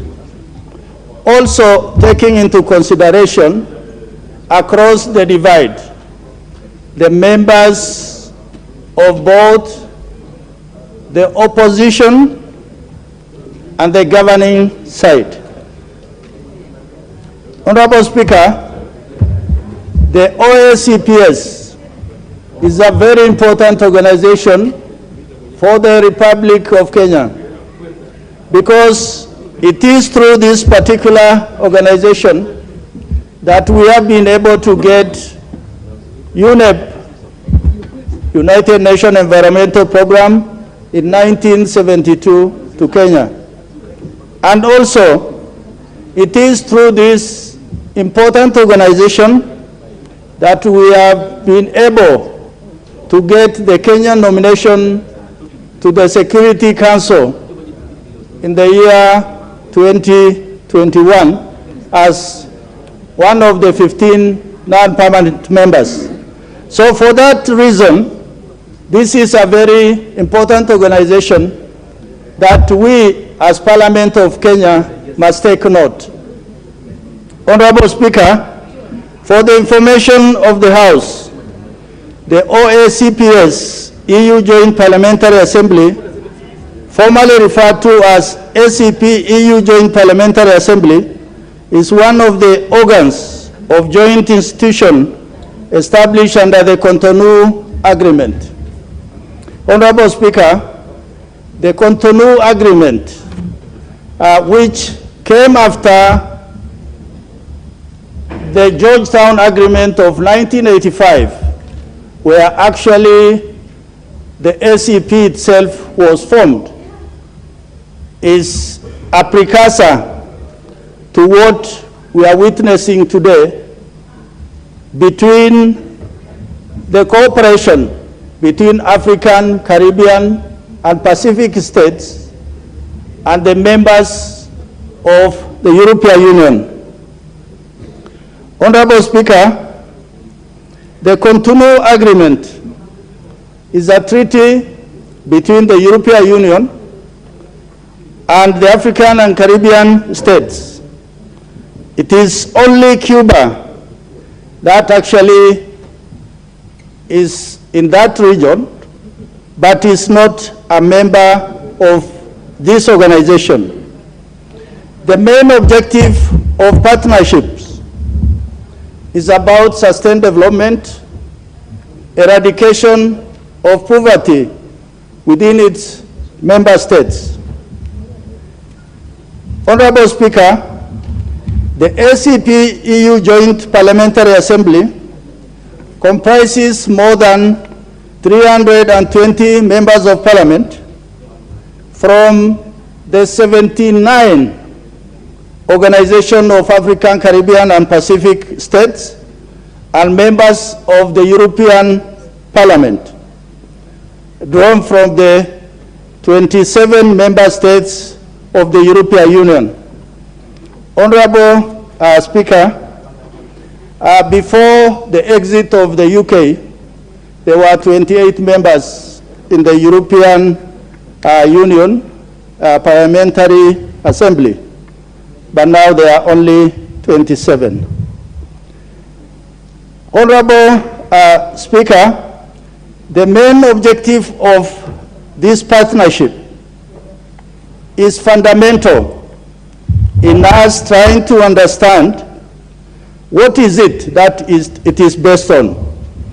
It is based on 3 pillars: development cooperation, economic and trade cooperation, and political dimension. Most of the countries in the OACPS are the countries that have been largely colonized by the countries in the north, in the European Union cluster. And for that reason, they have a very clear and linked association.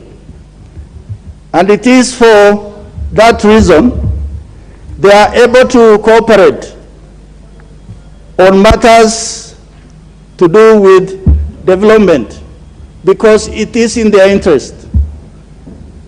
For example, although the UK left Kenya almost 6 decades ago, but they are still interested in what goes on in Kenya in terms of development because they have interest.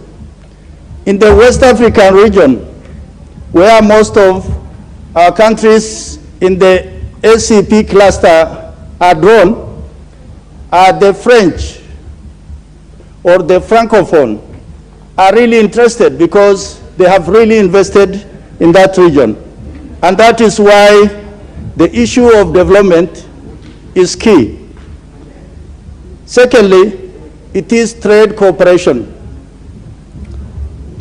Although we produce commodities in the south-south, but the north that have colonized us many, many years ago are interested in those commodities to refine those goods in the north. So trade cooperation is such an important pillar. On the political dimension, here we are looking at democracy, the rule of law, the Bill of Rights, and all those things that encompasses both the social dimension and the well-being of the human race. And that is why they will tend to be interested in our elections. They will tend to see how these elections are organized for them to cooperate in them. Honorable Speaker, the Joint Parliamentary Assembly currently meets 4 times every year, twice in Brussels and twice in one of the ACP and EU countries on a rotational basis. The immediate meeting that we are discussing today was held in Maputo, Mozambique, as representing the African cluster group. Honorable Speaker, negotiations have been ongoing for a new partnership agreement which will serve as the new legal framework for EU relations with 79 African, Caribbean, and Pacific states that will address global challenges and set priority areas. The main ones are democracy and human rights, sustainable economic growth and development, climate change, human and social development, peace and security, and migration and mobility. Honorable Speaker, if I just touch on climate change. In climate change, we see the effect of climate change in much bigger way. Although in Africa and in Kenya in particular, we are experiencing severe drought, short rains, maybe very heavy downpour once the rains come. But in the Pacific, some of the islands are sinking because of the rising sea level. It is indeed a matter of great concern. Then, on the issue of peace and security, I think a factor that is with us, the issue of terrorism, drugs, money laundering, and when you come down to our case today, we are experiencing banditry and cattle rustling, whereas it is internal, but it has an effect on the largely global Kenya in terms of how we do our things at that international level. Honorable Speaker, during the 42nd session of the Parliamentary Assembly, it was informed that the new post-Cotonou agreement has been set for June 2023.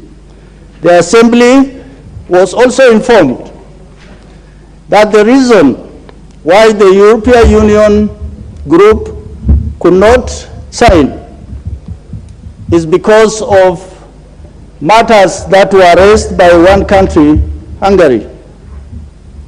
However, provision for the Cotonou agreement have been extended until the new partnership agreement between the EU and the ACP countries enters into force.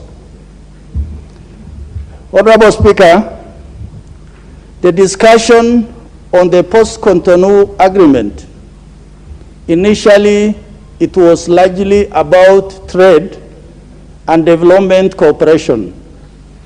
At a later stage, the issue of political and governance came on board. And a new matter that is arising is the issue of human rights.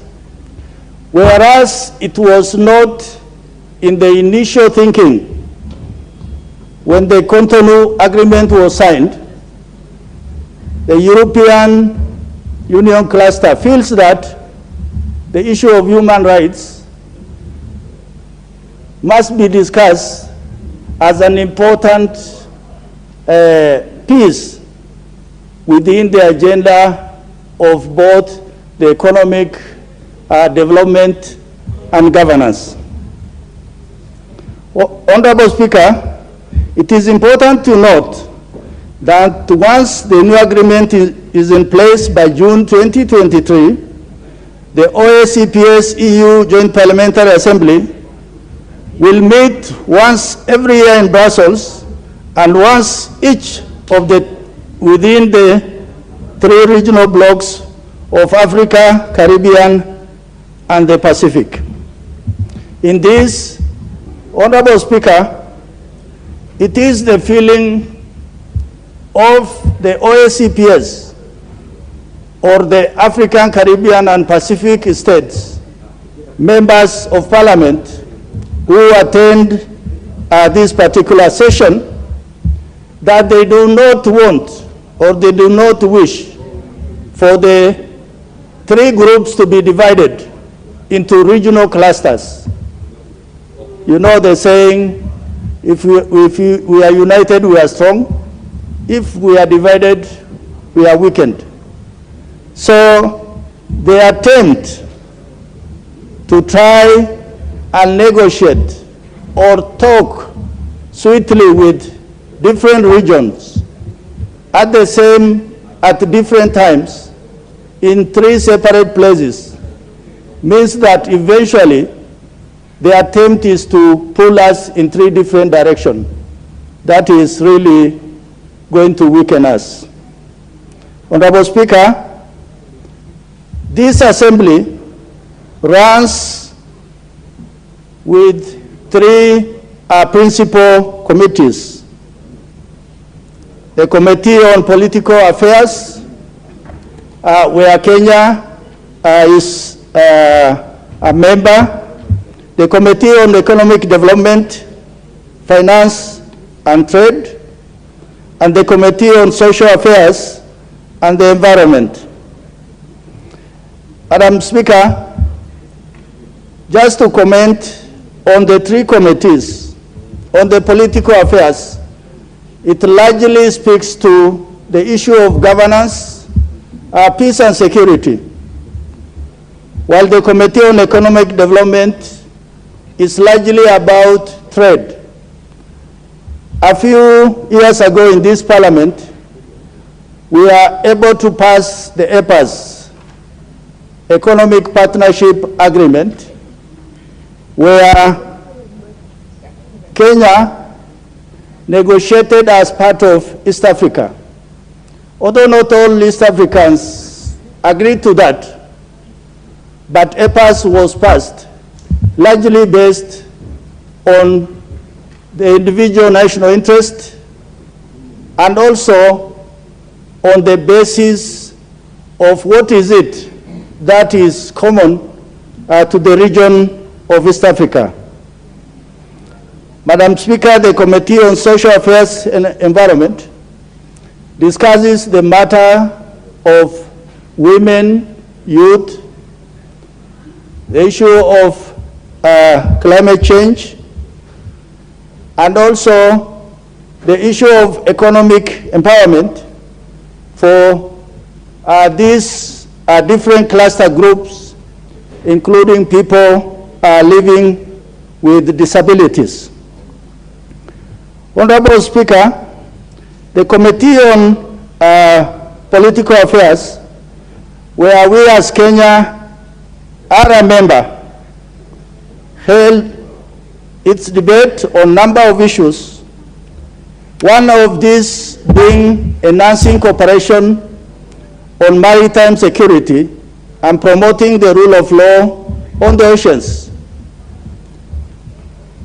What we must take cognizance as a country that sits on the Indian Ocean rim, we are both gaining because of exploiting the resources of the Indian Ocean, but also we are met with the challenges that are coming to us as a result of occupying this strategic position on the Horn of Africa and also the larger Indian Ocean rims.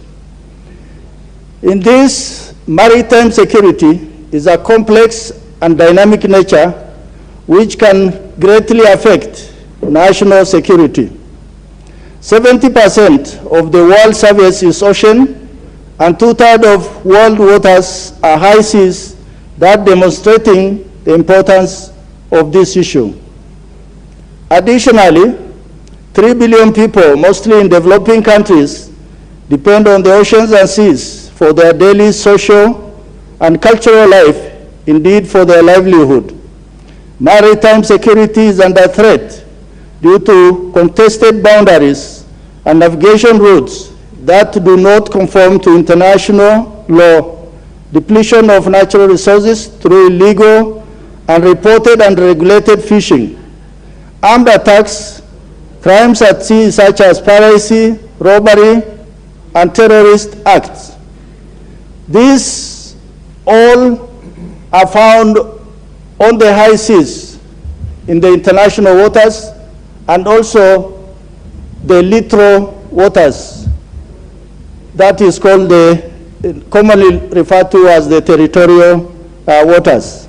For that reason, I think Kenya is engaged with having a Coast Guard that largely addresses on the issue of the blue waters, and also the Kenya Navy that largely addresses the issue of the high seas, so that there's freedom of navigation and movement of international shipping lines within our waters. Honorable Speaker, we have addressed Kenya's effort to address these matters through establishing of a Ministry of Mining, the Blue Economy and Maritime Affairs, and establishing of the Kenya Coast Guard Service, among others, to deal with issues of maritime security. Furthermore, within our region, there is the coordination center that is in Seychelles for this particular effort of coordinating maritime matters within our region. Honorable Speaker, it is also noted that emphasis needs to be placed on review of maritime laws to address the current climate and come up with approaches for dealing with issues that were multi-pronged and multidimensional. Honorable Speaker, on matters regarding the political situation in the Organization of African and Caribbean and Pacific States, the issue of the Kenyan election of August 22 was updated as a peaceful election that was considered across the world as a major step in the advancement of democracy in Africa. The issue of climate change is also a matter of concern, where the Republic of Vanuatu in the South Pacific was seeking to have the United Nations General Assembly to adopt a resolution that would enable them to engage the United Nations International Court of Justice to obtain an advisory on the responsibility of the global north with regard to climate change. Honorable Speaker, this particular state is seeking the support of OSCPS to take the international community, particularly the developed countries, to the ICJ, because they feel that most of their land is disappearing underwater because of the rising sea level. And they really want international attention on this, and Kenya's support is being sought. Honorable Speaker, the other matter of importance in Kenya that our delegation was able to raise at this particular forum is climate change that has contributed to resource-based conflict in Asa region in Kenya, especially where the socio-economic activities like nomadism are still practiced. Honorable Speaker, another matter that we must inform the House is the issue of withdrawal of South Africa from OSCPS. South Africa being a major player in our region and a country that is of great concern is what today we are saying. If South Africa withdraws, Kenya or Nigeria withdraws, what happens to this particular organization? Yourself. Honorable Speaker, I'll be winding up.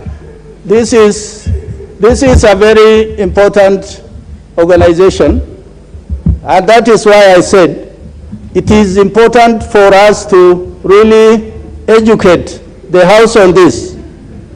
The state of play on the Cotonou Agreement.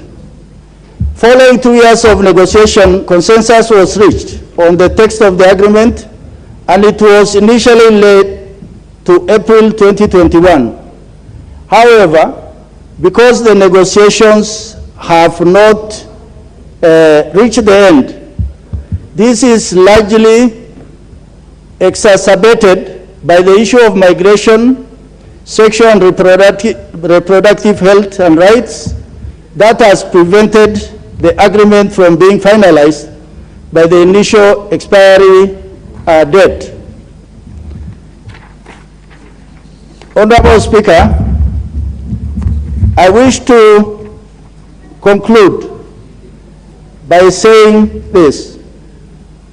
During this particular OSCPS Parliamentary Assembly, the Kenyan delegation was grateful to OSCPS because last year, that is 2022, we were actually heading this organization where the President of Kenya, then Uhuru Kenyatta, was actually the chairman. And it is during that time he was able to mobilize and consolidate effort that eventually led to support for us in the Security Council. Then during that time, I think Kenya achieved many milestones: establishment and operationalization of ACPS Endowment Fund, revision of Georgetown agreements towards making OSCPS an international organization, and hosting of the first ever intersessional summit of OSCPS head of state and government, and conclusion of EU and OSCPS new agreement. In conclusion, Honorable Speaker, the issues discussed at this first session of Joint Parliamentary Assembly are very relevant to our existing situation. The issue of climate change as a first. I thank you for this opportunity to brief the House, and I ask members to support this report. And I want to ask the indomitable leader of majority, the Honorable Kimani Ichung'wah, to second. Thank you, Honorable Speaker. Thank you, Honorable Speaker.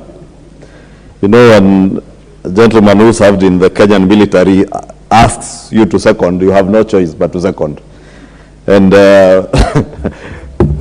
was asking who is seconding, and he said, you.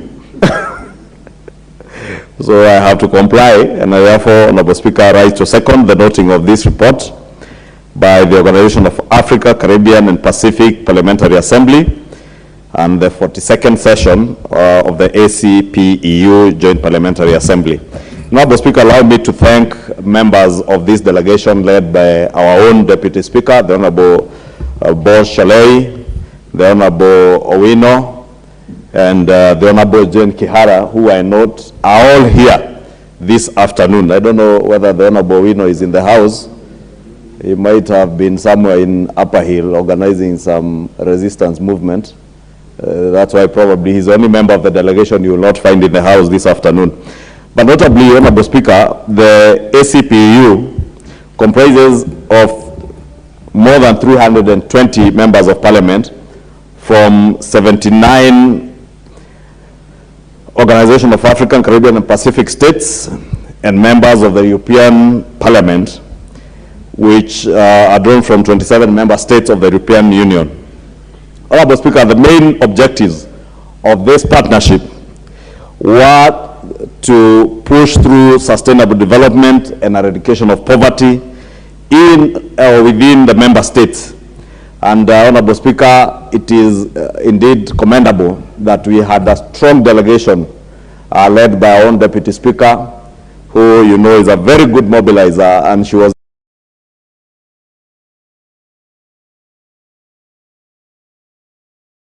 issues that pertain to African states at the forefront of discussions at this assembly, and we want to commend them.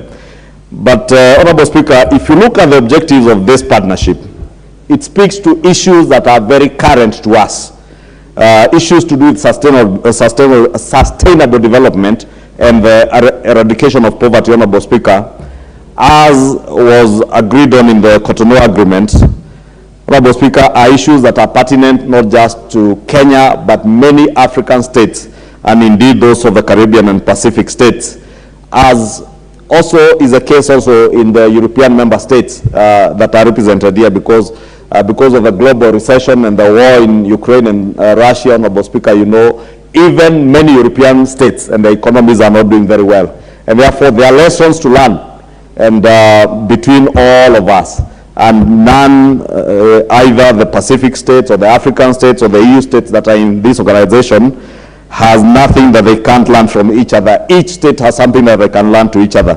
And it is good, Honorable Speaker, even as we send delegations to some of these very important bodies, we send delegations that will be able to articulate issues that concern the people of Kenya and indeed people of the African states. And that's all, Honorable Speaker, I noted at the beginning of this motion that at a time like this, when we are discussing such important issues pertaining to the eradication of poverty and sustainable development, Honorable Speaker, you can see the state the House is in today. And notably, I think it is only this side of the House that, and a few members that we have donated to the other side, because I think from the other side is only the Honorable Harry Kombe that I see. Then Honorable Agnes Pareyo, you know, as much as she's on the other side, she is a very focused legislator and sits in this House throughout and articulates issues, especially issues touching on the girl child. And we have seen her work even before she became a member of parliament. Therefore, I want to commend them, but also encourage the others who are busy out there, that the space and the place to discuss issues to do with poverty eradication, the place and space that you have as elected members of parliament to discuss matters pertaining to the development of the people that have sent you to Nairobi to represent them, is on the floor of the National Assembly and the Senate. Because I have seen our colleagues in ODM, not even Azimio, because I don't think I saw anyone in Jubilee there, other than the former member from Daragwa, who is now famous for carrying sufurias and spoons in town, talking about some resistance movement. And I wondered, if you are resisting the work that the people of Kenya have elected you to come and represent them in the House, the only good and fair thing to do to the Kenyan taxpayer is not to resist your work as a member of parliament. Just resign as a member of parliament. Then go and protest in the streets. But you cannot be earning a salary as a member of parliament and you are telling Kenyans that you are resisting your work as a member of parliament and at the same time using the taxpayers' money to be paid a salary to do nothing. Honorable Speaker, the issues that are contained in this report, because I hear the member for Nyandarua in Kipipiri speaking about relevance, I am speaking to issues that are very relevant to the people of Kenya. Issues to do with food security, issues to do with national, regional, and world peace. There cannot be peace and stability in the world, not just in African states, in the Pacific states, in the European states, if people are hungry, if people are stealing from their own countries and subjecting their people to perennial poverty, if leaders are lying to their people that you can resist a government that is established constitutionally and established by those people through the vote, you cannot do that, Honorable Speaker.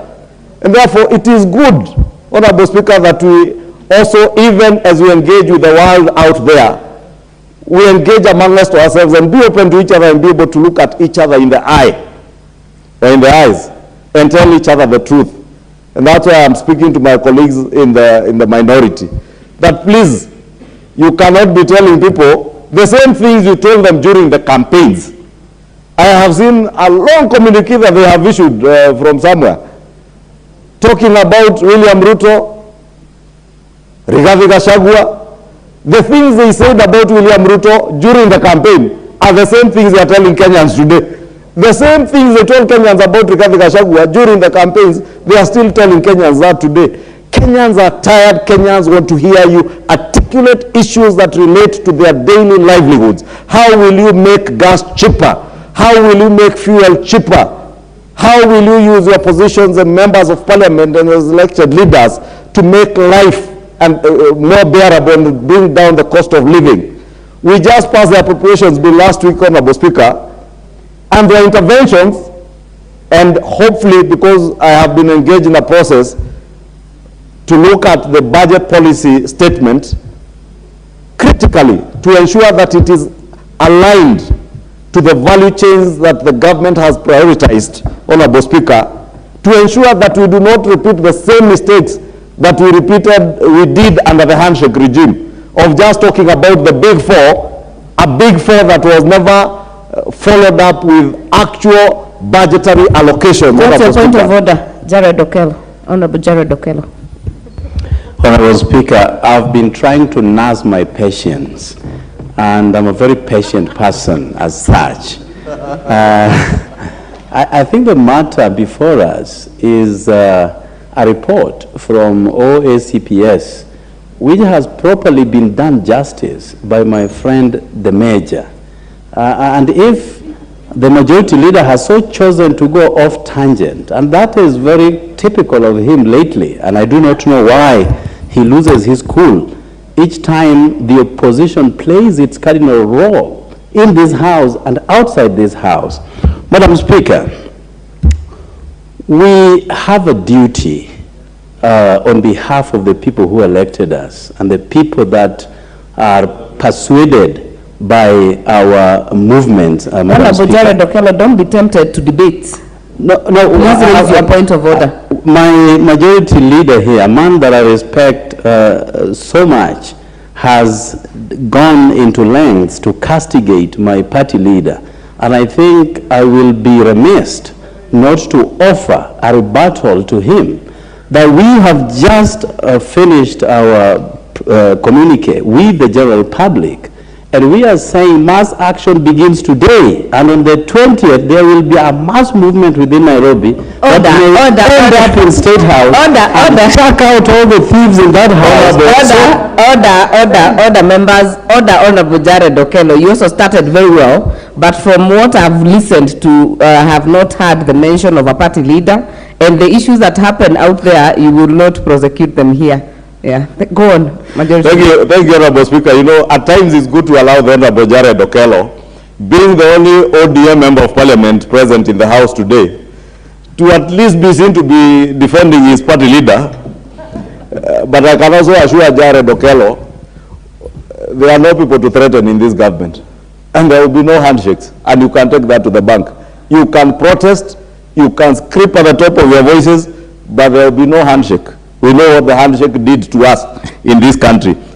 Honorable Speaker was saying, if you look at the Cotonou Agreement, which, if you see in the report, was due to expire in February 2020, this agreement aimed to reduce and eventually, or hopefully, eradicate poverty and contribute to the gradual integration of the ACP states into the world economy.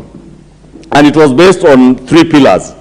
One, which is the issues I was speaking to, and maybe that's why the Honorable Jared Okello, because I'm sure he has not even seen the report, he's not able to relate the issues I'm speaking to on development, on world peace, to the issues. And let me just mention to him, read to him, that it was based on 3 pillars. Top among those pillars is development cooperation. 2 is economic and trade cooperation. And that is why the EPA comes in on trade and economic cooperation. And C is the political dimension. And that is why I was speaking to issues, Honorable Jared Okello, that relate to the political dimension. Yeah? And also relate to development. Because one of the things that we should learn, even as we engage with other member states within the ACPU, is that democracy is not something that you just talk about when it is convenient to talk about. That even as you engage with the other member states that are practicing real and true democracy, where people hold elections and allow their people to go on with their lives after elections, when governments are established, you do not come to destabilize the same governments with threats of grand marches, I don't know, grand demonstrations, grand, what did you call it, boycotts. At least last time you said you are boycotting some milk products because the leadership in the regime then were milk processors. This time around, I'm wondering, what are you going to be boycotting? I hear the Honorable Jared Okello shout from his seat that they will be boycotting eggs. You cannot boycott eggs because eggs are being produced by Kenyan farmers in Kikuyu. Eggs are being produced by Kenyan farmers in Nyando. Eggs are also being produced by Kenyan farmers in Nairobi. If you go to Ruai, you will find Kenyan farmers. Even in Kibra, there are people doing kienyeji chicken and selling eggs in Nairobi. Therefore, you cannot be talking about boycott of eggs. And the issues that relate to trade and economic cooperation. We are talking about economic cooperation and integration of our region in the East African community. You cannot be sabotaging that economic recovery, then pretend to be speaking about integration and economic integration with other ACP and EU states. It must begin from us here, that we must ensure, one, that we are able to work together as a country to work towards economic recovery. And I've seen things in the recent past, Honorable Speaker, relating to the economic recovery, and I see a belated attempt, again, by people who served in the other regime, now pointing fingers at each other and I've seen one former cabinet secretary even purporting that the president has opened hospitals that are still under construction. And I wondered, how confused can people be? That you are even purporting that the president has opened a defense hospital, which I see every day as I drive to Kikuyu on Waiyaki Way, still under construction. And therefore, Honorable Speaker, if we are to talk about the political dimension, we must, as member states of ACP EU, be able to encourage each other to believe in democracy. And that is why, Honorable Speaker, when we were going through the motion on order number 9, and I was hoping my colleagues would be here, because when we change our standing orders, as we have just done, Honorable Speaker, to allow members of parliament to ask questions to cabinet secretaries, is because we want to pursue the objectives of this Cotonou Agreement, that we will have governments that are accountable to the people, that we have governments that will allow democracy to thrive and allow even members of the minority to ask questions and hold government to account. And we have a government that we have said that is not afraid to be held to account. Unlike the handshake regime, Honorable Jared Okello, that would not bear questions, leave alone being held to account. This is a government that is telling you, you have the freedom to demonstrate, so long as you do so peacefully. And from your ranting out there, I hope you mean what you say, that it is peaceful picketing. Nobody has a problem in this country if you even come and picket outside Parliament. So long as you don't block the gates, don't stop me from coming to do my work, or stop Jared Okello from coming to do his work. If you want to picket outside the National Treasury, go and picket quietly.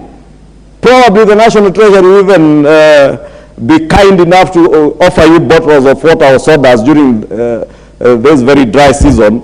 But please do whatever you want to do peacefully, but allow the people of Kenya to move on, so that the people of Kenya want to integrate and become part of that global economy, as this report is telling us, as signatories of the Cotonou Agreement.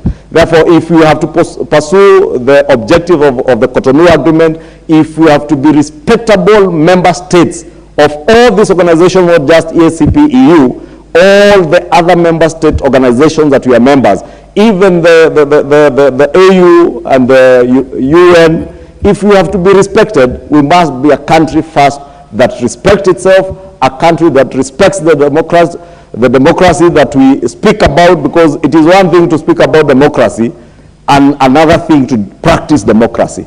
Therefore, when we lose elections, just like those who lost in Kikuyu constituency, or those who lost to the Honorable Jared Okello in Nyando, conceded and are moving on with life. Even those who run for president in this country must learn, like the Honorable Waihiga Mwaure and others who ran for presidents in 2022, conceded that they had lost the election fairly. Those who never conceded went to the Supreme Court. The Supreme Court made its determination, and they were okay with it for 6 months, until a time came and people were told to pay taxes, and they thought they can intimidate government with demonstrations and the other cheap threats that we have seen this afternoon. And I want to encourage them, even as I second this motion, Honorable Speaker, to remain faithful to all these treaties and agreements that we sign as a country, because we don't sign them as government. It is not this government that signed this Cotonou Agreement, it was previous governments, but we remain faithful to the objectives that was set out under the ACPU agreement. And therefore, Honorable Speaker, because I see my time is over, I beg to second.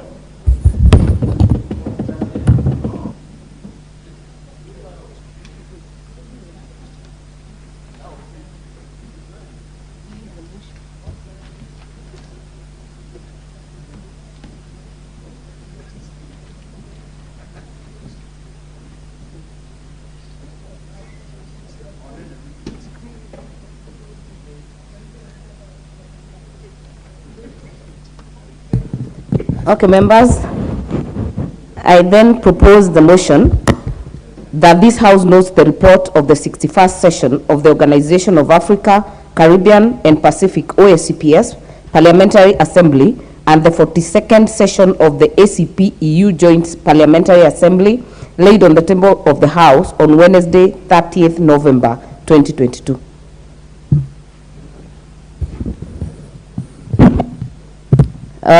The first chance to contribute to this motion will go to the member for Molo, Honorable Kuria Kimani.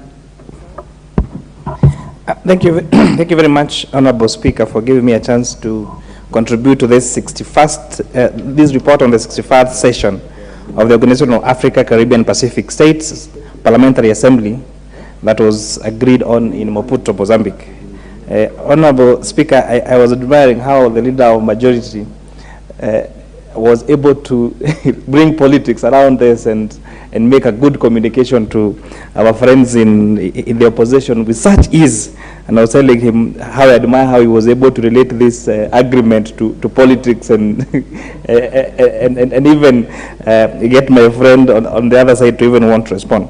But Honorable Speaker, one of the things that I really notice that this report does is that it recognizes the sovereignty of African countries and countries that are on this agreement, respect to our constitution and respect to our values and traditions. Because, Honorable Speaker, we've had a very bad trend of where especially the West is giving Africa and African countries aids, whether it is through donations or any other aid to these countries. They imagine that we must also follow what they think is right and what they think is their way of life or what they are calling their human rights. Honorable Speaker, I was just trying to check around, countries like Scotland. The men wear skirts, and it's okay for them. And I was actually thinking, even when it appears awkward when we think of a man wearing a skirt, but then actually our Maasais wear lesos, and we don't see it as awkward. When countries like the British, they practice monarchy. They have a king.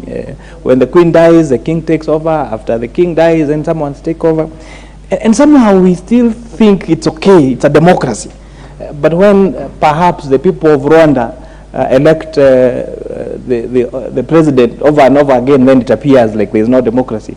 Of when our neighbors in Uganda re-elect His Excellency Museveni over and over again, then we get to be lectured as if it is not democracy, Mr. Speaker. So I really take cognizance of that this report actually gets to realize the sovereignty of our countries, respect for our values, and that we are going to allow you to have your monarchies, and you have no problem with it. The people of Scotland can wear their skirts. But for here, we are saying things like LGBTQ has no space for for African countries, and especially for Kenya for this matter. And now that recognition of that we can conspire, we can agree on many things that we agree on supporting of economies, on trade. But when it comes to values that are dear to us, when it comes to traditions that are dear to us, then there we are going to stamp our foot that we are going to obey our constitution. Those things that are illegal, for example, the discussion about same-sex marriages and all that, will remain illegal in the Republic of Kenya, Madam Speaker. I like the energy in which you're talking about the unity of these several African countries. But perhaps, I was asking myself, Madam Speaker, perhaps is it the right time now to consider having a common currency for Africa? A conversation that has been ongoing for many years. But because when we look at, for example, the weakening of the Kenya shilling and other, especially African currencies against the dollar and strengthening of the dollar, I'm like, part of it is because we are every country, every African country is demanding for that one single currency, dollar, different currencies. But perhaps if we had the African dollar or the African shilling, then we will have it be so strong, and the things that we have now to deal with, like a price, like increase of prices, the challenge you have with our imports, we wouldn't have to really deal with them. So I'm doing a clarion call to our African countries. There is more that unites us than the one that divides us, and if then we're able to have that economic revolution, that economic unity, including and not limited to even sharing one currency, then we would be able to to individually and collectively solve a lot of global issues that tend to affect our countries. And with that, just a quick response to what the Leader of Majority alluded to, on the discussions that have been ongoing this week, the discussions by one of the constitutional office holders and a former CS, is that the Departmental Committee on Finance and National Planning has been approved by the Speaker to do a public inquiry on the 6.142 billion shillings that was paid through abuse of Article 2 to 3 to buy out telcos. And we're telling them, stop sending those reports on media. Stop sharing your WhatsApp messages on social media. You are going to have a chance to come to the House that is mandated to oversight expenditure by the executive to explain yourself, to tell this country exactly what happened during those days that are alleged happened as it is reported by the report on Treasury. And with that, Madam Speaker, I beg to support. Thank you, Honorable KK. Honorable Jim Kihara, you are part of this delegation. Let us hear what you have on the report.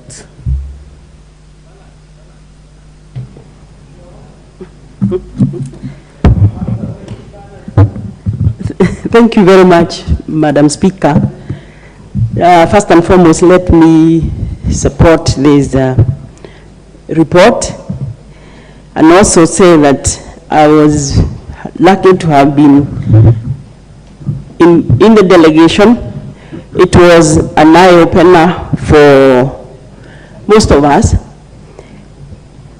And being what it is, because it was National Assemblies, we were lucky to have a very able leader of delegation, Madam Speaker, Madam Boss. And those who have not been, because parliaments by nature are transitional. So we had very many new people like us who did not understand. And I must say also congratulate or commend our clerk, Gertrude Chebet, because she has the issues on her fingertips and she is able to assist those who have not been there before. We also got to know that sometimes this European Union is not honest with us or with the regions, because it wants to impose some issues that maybe we may not be able to take. They have refused to take also responsibility of their undoing, because there are things that they have done in the past and when they colonized us. So it was clear from many countries or many assemblies that we were not prepared to be colonized again in the name of funding. Like it has been said, there were issues that we brought out. We said there is nothing, we cannot make conclusions out there unless, because we have a constitution here, we bring it here to this house and amend. And it can only happen if it is amended in this August House. Madam Speaker, there are issues that were very good, discussed very in detail at various committees, like economics, trade, and everything that works for the good of the mankind. But again, the dishonesty comes when European Union wants to divide the regions so that they deal with individuals, with individual states or regions, Caribbean EU, Pacific EU, and Africa EU. This one, the whole assembly did not agree, because they said, or we said, there is no then need to call it a union if you segregate in regions. Madam Speaker, it was clear that from the assemblies that we can only be able to work with European Union once we are united. And they want to separate us because we have the numbers when it comes to voting. So that when it is Africa, African Union, Africa and EU, and then Pacific and EU, we are, when we are divided, they'll be able to override us in their aspirations. Madam Speaker, our leader of delegation was able to articulate a motion that she has brought in this house and we have passed of pesticides, and it was supported by the floor because they are bringing pesticides that they are not using in Europe. And this one was very well discussed or articulated by her. There are people who would vote on how Kenya is voting because Kenya is very critical. The three parliaments that were visible, Kenya was one of them. It was very clear that Nigeria was missing. We know they have their elections. South Africa having pulled out is also a disadvantage to the region. So what came out is for institutional memory. For example, we are talking about Maputo. The delegation that was there, or those of us who weren't there, we were not in Maputo. So if there is every need for purposes of institutional memory to have members who have been in the last assembly meeting in Maputo to be the ones that are in Brussels and also in the next one. This one will help the country to follow up for purposes of institutional memory, like I've said. So, Madam Speaker, there is an issue of deforestation that they brought. And our delegation was able to articulate that you cannot be able to advise, not advise actually, because they're not advising, is to tell us how to manage our forests. Because they are saying if you cut just a line, then you are not liable for funding because of deforestation. And we were telling them they are the people who did the biggest deforestation here when they colonized us, because they are the people who brought things like coffee and tea by clearing our forests. So, Madam Speaker, let me support this report, and please let me also congratulate our leader who was able to lead a mutiny so that everybody was voting the way Kenya was voting. Thank you. Thank you. We will now hear Honorable Jared Okello. Honorable Madam Speaker, I thank you for the opportunity. And just a while back, I had a very good banter with my majority leader here. I wish he stood around. I could have given him a little clarification. But on the level of dispensation of justice, you never condemn somebody who has no opportunity to rebut, and therefore I will sidestep that. However, I was taught that the best way to measure level of fear is through reaction over people when a message has been passed. And that has been properly demonstrated here, that the Azimio advances instill a lot of fear across the aisle, and therefore feeds into our objective. And therefore I like that very much. The OACPS EU Parliament, as has been ably alluded to, was established so that certain democratic ideals within the member states could be safeguarded, Madam Speaker. And we all understand that it is a democratic parliamentary institution that discusses a range of issues, mostly akin to what we go through in this House, Madam Speaker. Its main objective is to promote and defend democracy, and that is why each time there is an election anywhere, we tend to see the European Union sending a huge delegation as an observer mission group.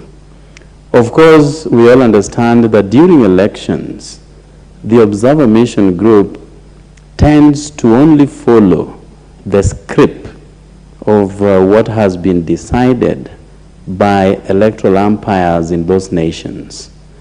It is only in Nigeria last week that I found the European Union disagreeing with African Union as to who got elected to be president and the process that was involved into the entire exercise. And I think if the European Union would stand its ground going forward on this, then imposters in state houses will be reduced. It rotates its sittings, which is a very important thing, that whereas they sit in Brussels once a year, other succeeding meetings are held across the member states. How I wish also that this parliament can rotate across the country and say next week we are holding our sittings in Kisumu, because nothing really stops us from doing that. And through that we can properly connect and reconnect with the electorate, Madam Speaker. The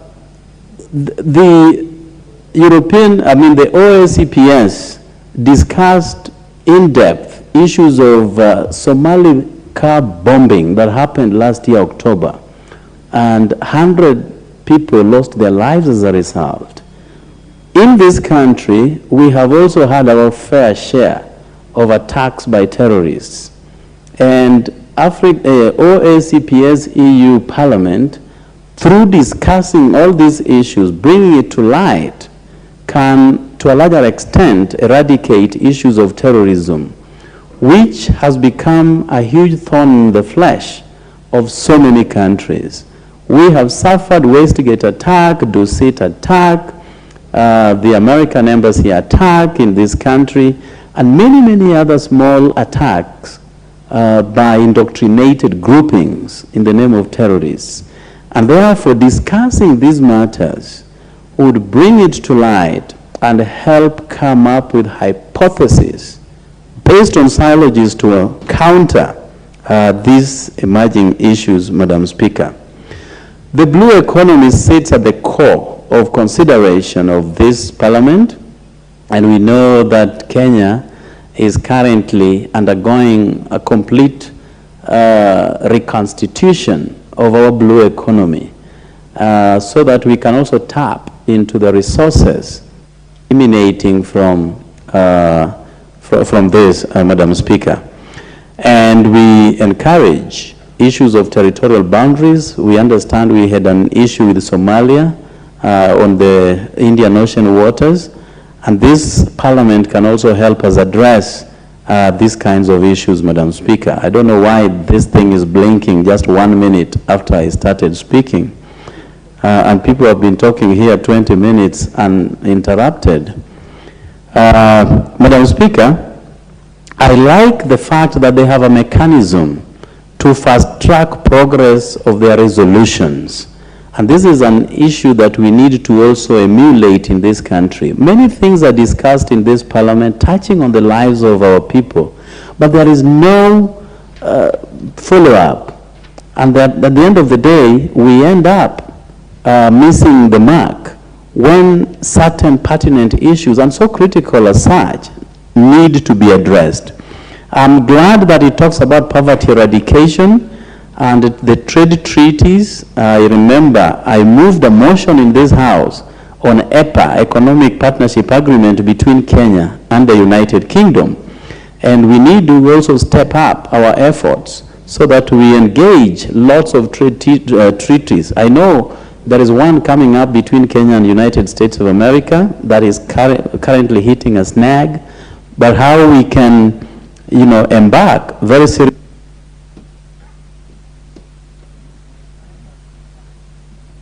Honorable Jared Okello, I'll add you 2 minutes.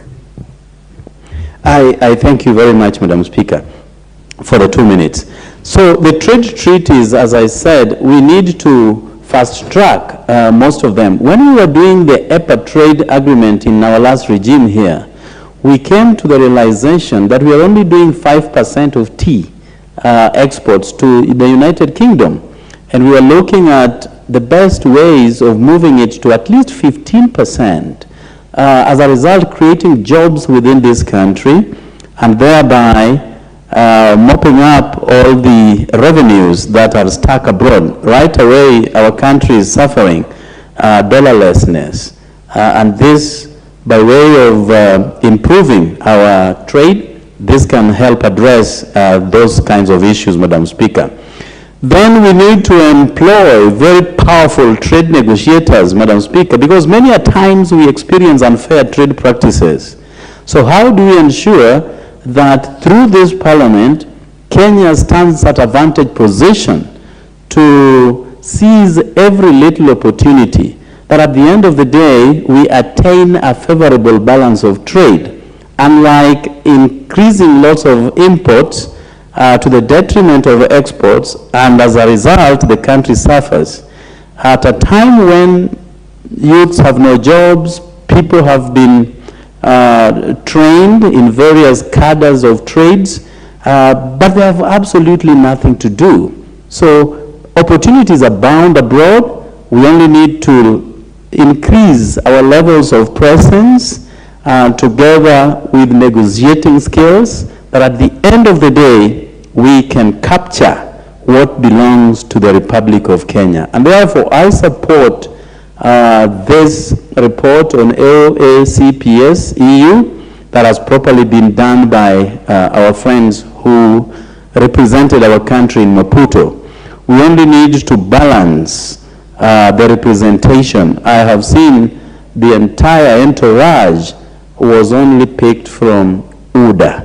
And I don't think that portends well for our country. Out of order, Honorable Jared. Honorable Orino was in that delegation. Out of 10, he's actually not in the House. Yeah, so out of 10, you had Honorable Orino, I think. Your time is up. Honorable Wanjiku Muhia from Kipipiri.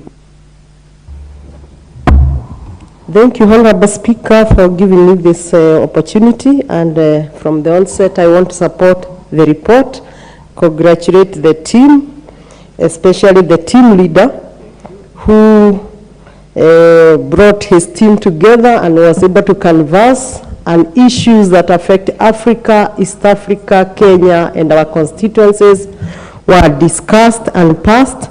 And from the whole report, we cannot see issues that were discussed which Africa is against, like LGBTQ.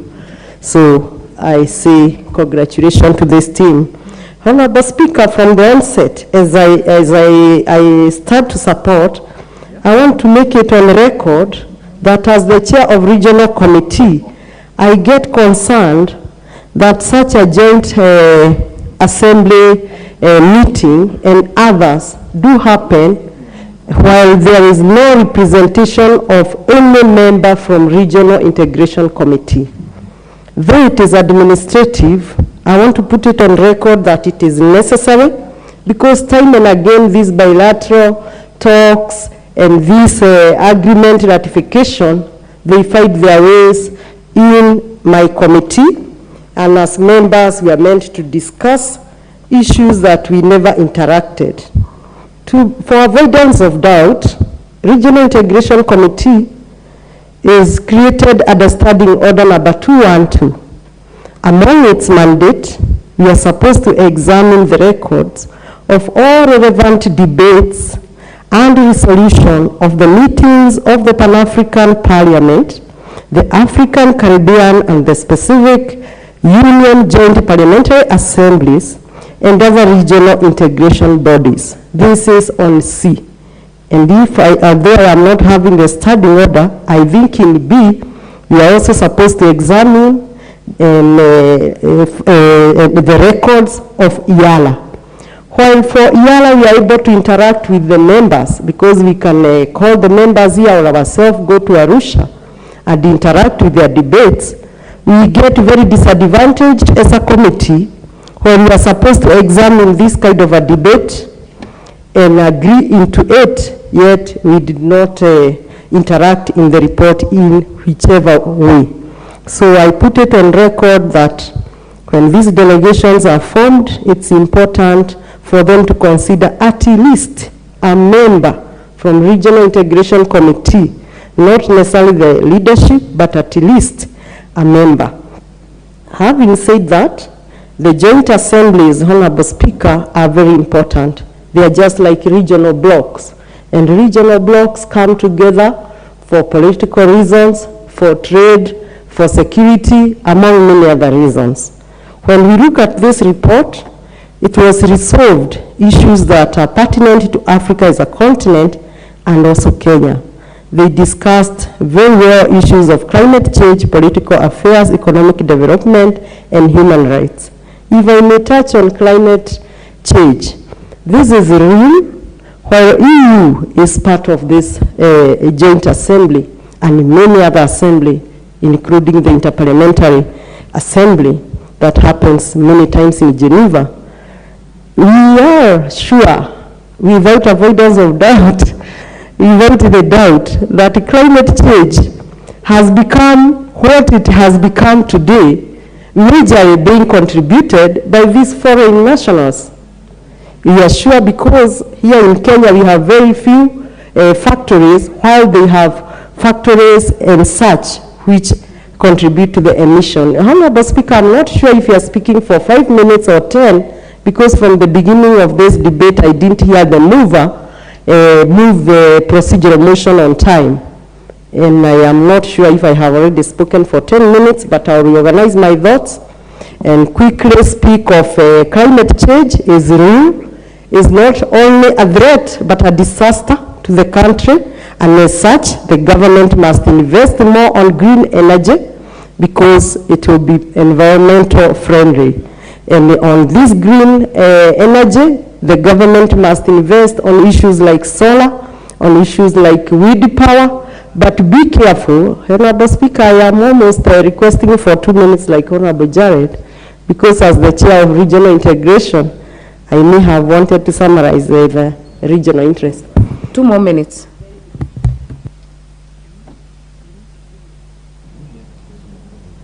Thank you, Honorable Speaker. I will speak quickly on green energy, that the government need to invest on this because climate change is not only a threat but a disaster to the in the current times. Food security is also a threat, which is commonly now in the whole of Africa, and the government through the Ministry of Water may need to consider how we get water harvesting to the prone areas where there is flooding, and other measures engaging the public very strongly on afforestation through the presidential program. Personally, I'm promising to do more in Kipipiri in afforestation. Honorable Speaker, the EU should also offer sustainable modern farming techniques. And I have seen in this report that there was a call for EU to ensure that the cost of compliance are not transferred to the producers.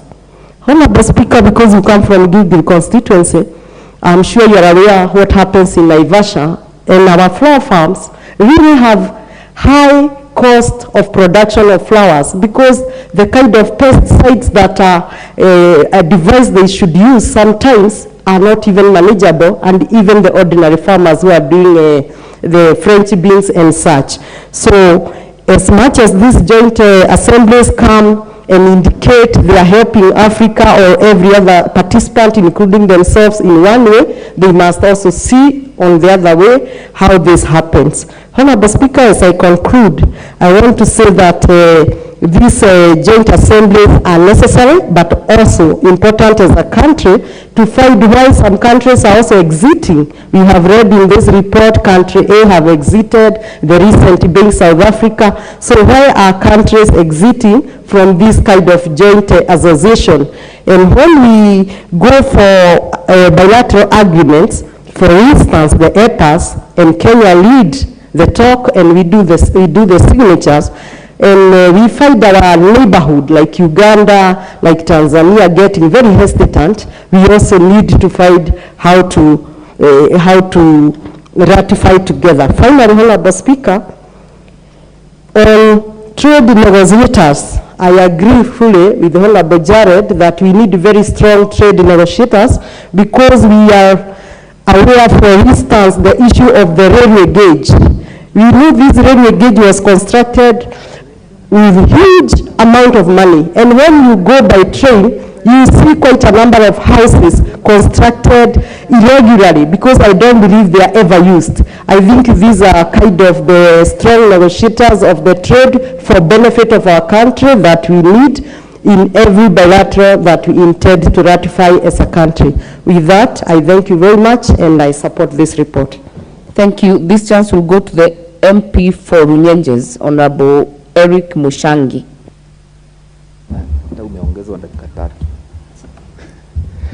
Thank you, Honorable Speaker, for the opportunity to speak. And from the onset, I wish to support this report. The African, Caribbean, and Pacific States and European Union Joint Parliamentary Assembly. Madam Speaker, I want to say that the resolutions that were made in this assembly are resolutions that were very important, for the growth and stability of Kenya and the region. And looking at the report, very important issues were discussed, including peace, security, economic development, trade and investment, and also climate change. And Madam Speaker, we all know that there cannot be security without peace. We know that there cannot be development without peace. And so we cannot talk of economic growth if there is the absence of security and peace. So I wish to agree with the delegation that went to this meeting and the deliberations that they made, and say that the issue to do with climate change, Madam Speaker, is an issue that is alive to the majority of the people. Right now, we are experiencing the drought situation in our country, and especially in the arid and semi-arid areas.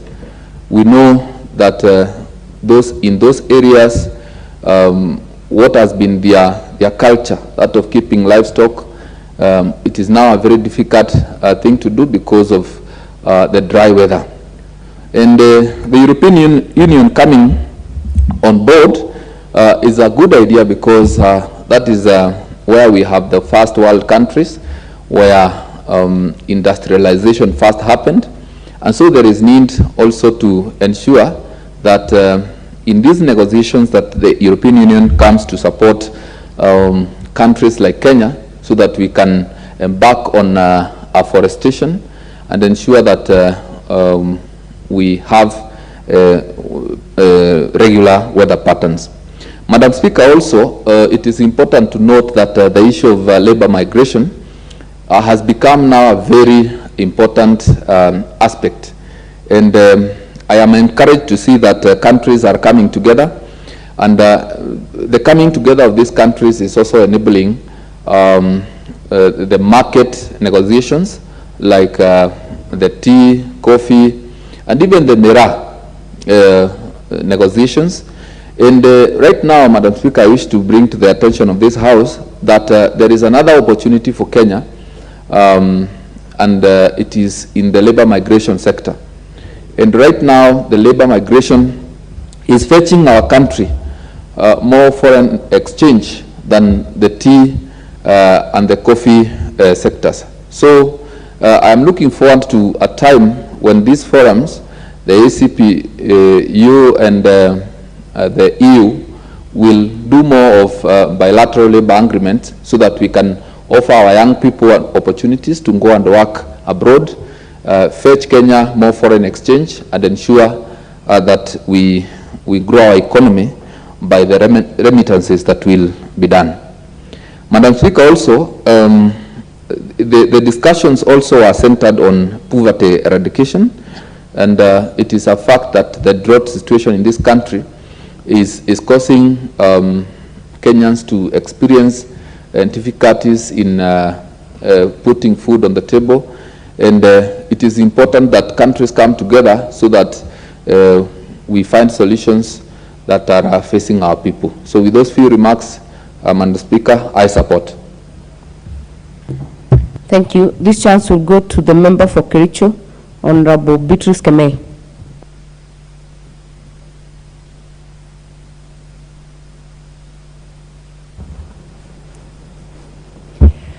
Okay, thank you, Madam Speaker, for giving me this chance, opportunity to contribute to the motion that we have today.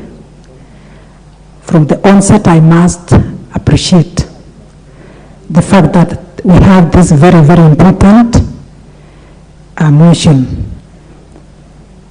I want to support. I want to actually support the report that we have concerning the assembly, the joint assembly between the Organization of African, Caribbean, and Pacific States, together with the EU.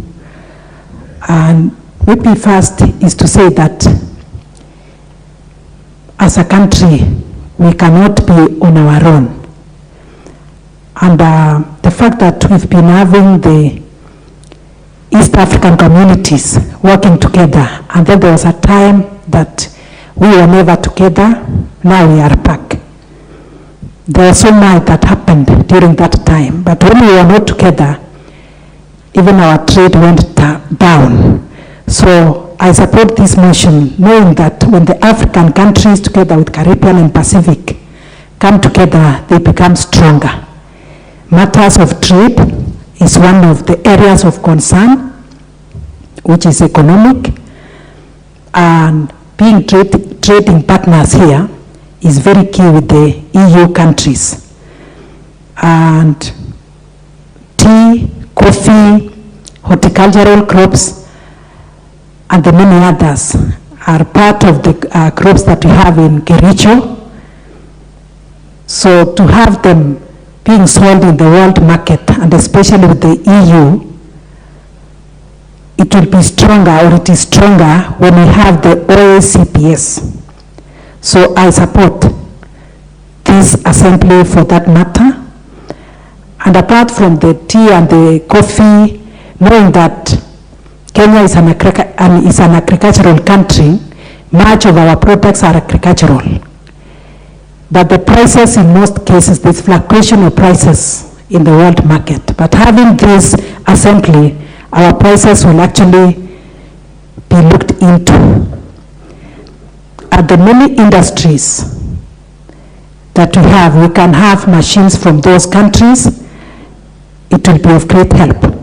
The processing industries, at least with this assembly, with the report and with the joint assembly, our industries will also improve. And Madam Speaker, climate change is an issue that is not only for Kenya, not only for Africa, but it is a concern for the world. But knowing that the many gases that are emitted to the atmosphere come from many of those, maybe the countries that are well developed, mainly the EU and the others, for them to accept and join with us, at least the issues of climate change will be looked into. So as members of the OACPS, we'll be able to have a conversation on issues of climate change, not forgetting that funding is mainly from those donor countries, will actually be looked into. I would also want to point out that we have the waters that we have, like the Pacific Oceans, the Caribbean areas, the waters, the oceans, and the seas have been overexploited. because of this, the fishing, overexploitation of the fishing, the waters of the sea through fishing, they are not regulated. And coming together will actually help us to follow the law. And not only that, and with this assembly, Madam Speaker, the threats that cause to the oceans, including pollution, will be looked into. And I believe the EU will listen as the other members do the same. When we come to environment and the natural resources, we have very many natural resources like the minerals that have not been exploited because of inadequate capital. But when we have these countries and the organizations coming together, or the EU and the OACPS coming together, at least our trade and our environmental resources will be exploited and managed very well. It will not be over-exploited. And Madam Speaker, fighting against the devastating effects of climate change, as I've said, will be done not only by one, but with many other of these countries. So I really support this coming together. But when it comes to afforestation and reforestation, the idea that they wouldn't want us to maybe to cut some trees to plant our tea, I am not in support of that. Remembering that they started cutting our forests so that they plant the trees. That is in Kericho, and they are still owning those trees. Those are to plant the tea. I'm saying that we can do afforestation and agroforestry in line with that.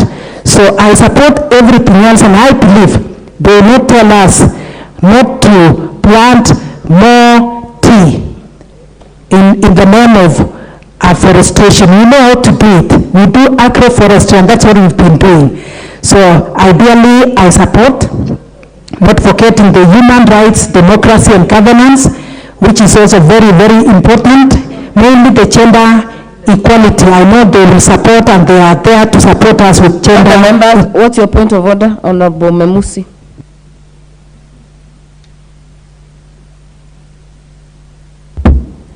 Thank you, Honorable Speaker. I rise on a point of order, Standing Order 35. Madam Speaker, looking at the House, it is obvious that we are lacking quorum to transact. Please guide.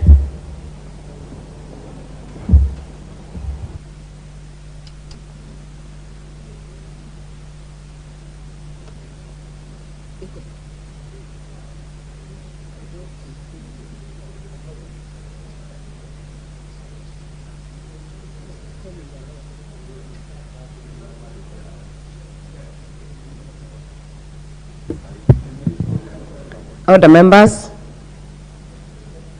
I will order that the bell is rung for 5 minutes. If we don't get the requisite quorum, then we can adjourn at that point.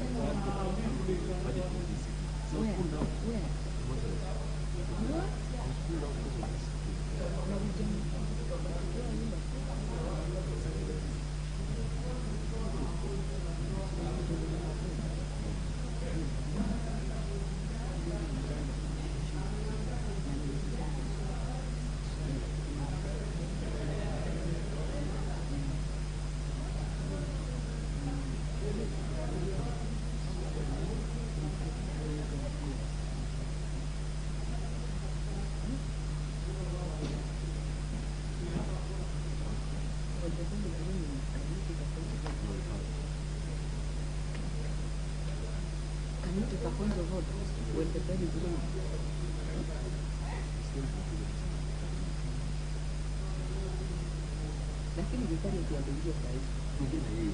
Sasa ni nini kelele? There is no point of order. So, na vikari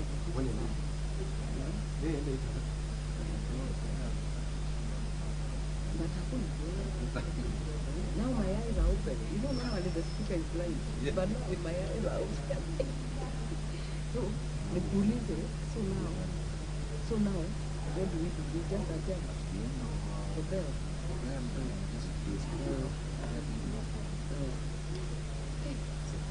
It's okay. Can you imagine vile mtafanya? Tukifika 2020. Sijui mtafanya nini? Imagine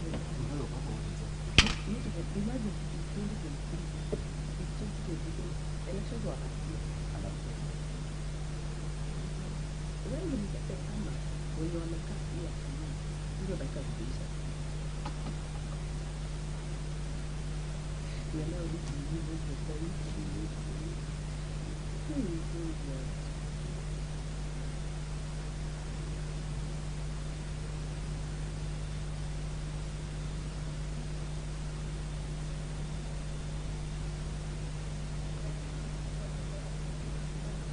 Vile umengoja vile graduated vile na nani na walike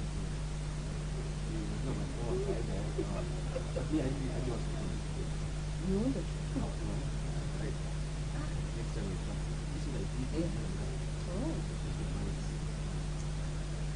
Rafa mimi hapa na vile hapo wakiwa na at least hata ndio maana nilikuwa napea okay. Is it 10 minutes or 5 minutes? Why don't you go back to my own?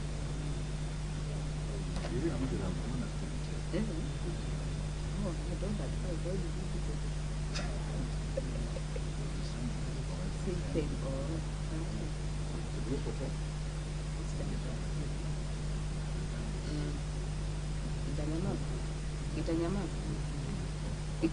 Itanyamaza. Hata inaringi.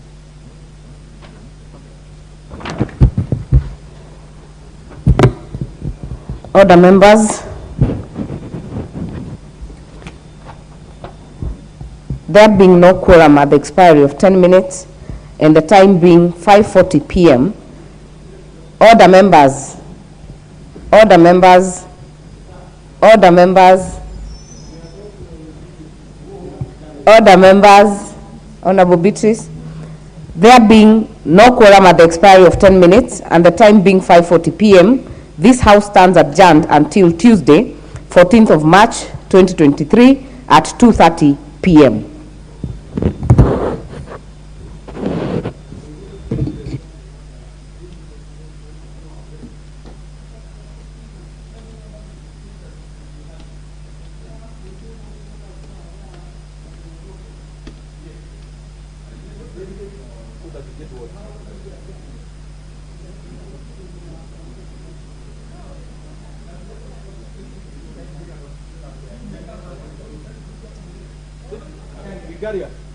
So that you are given what?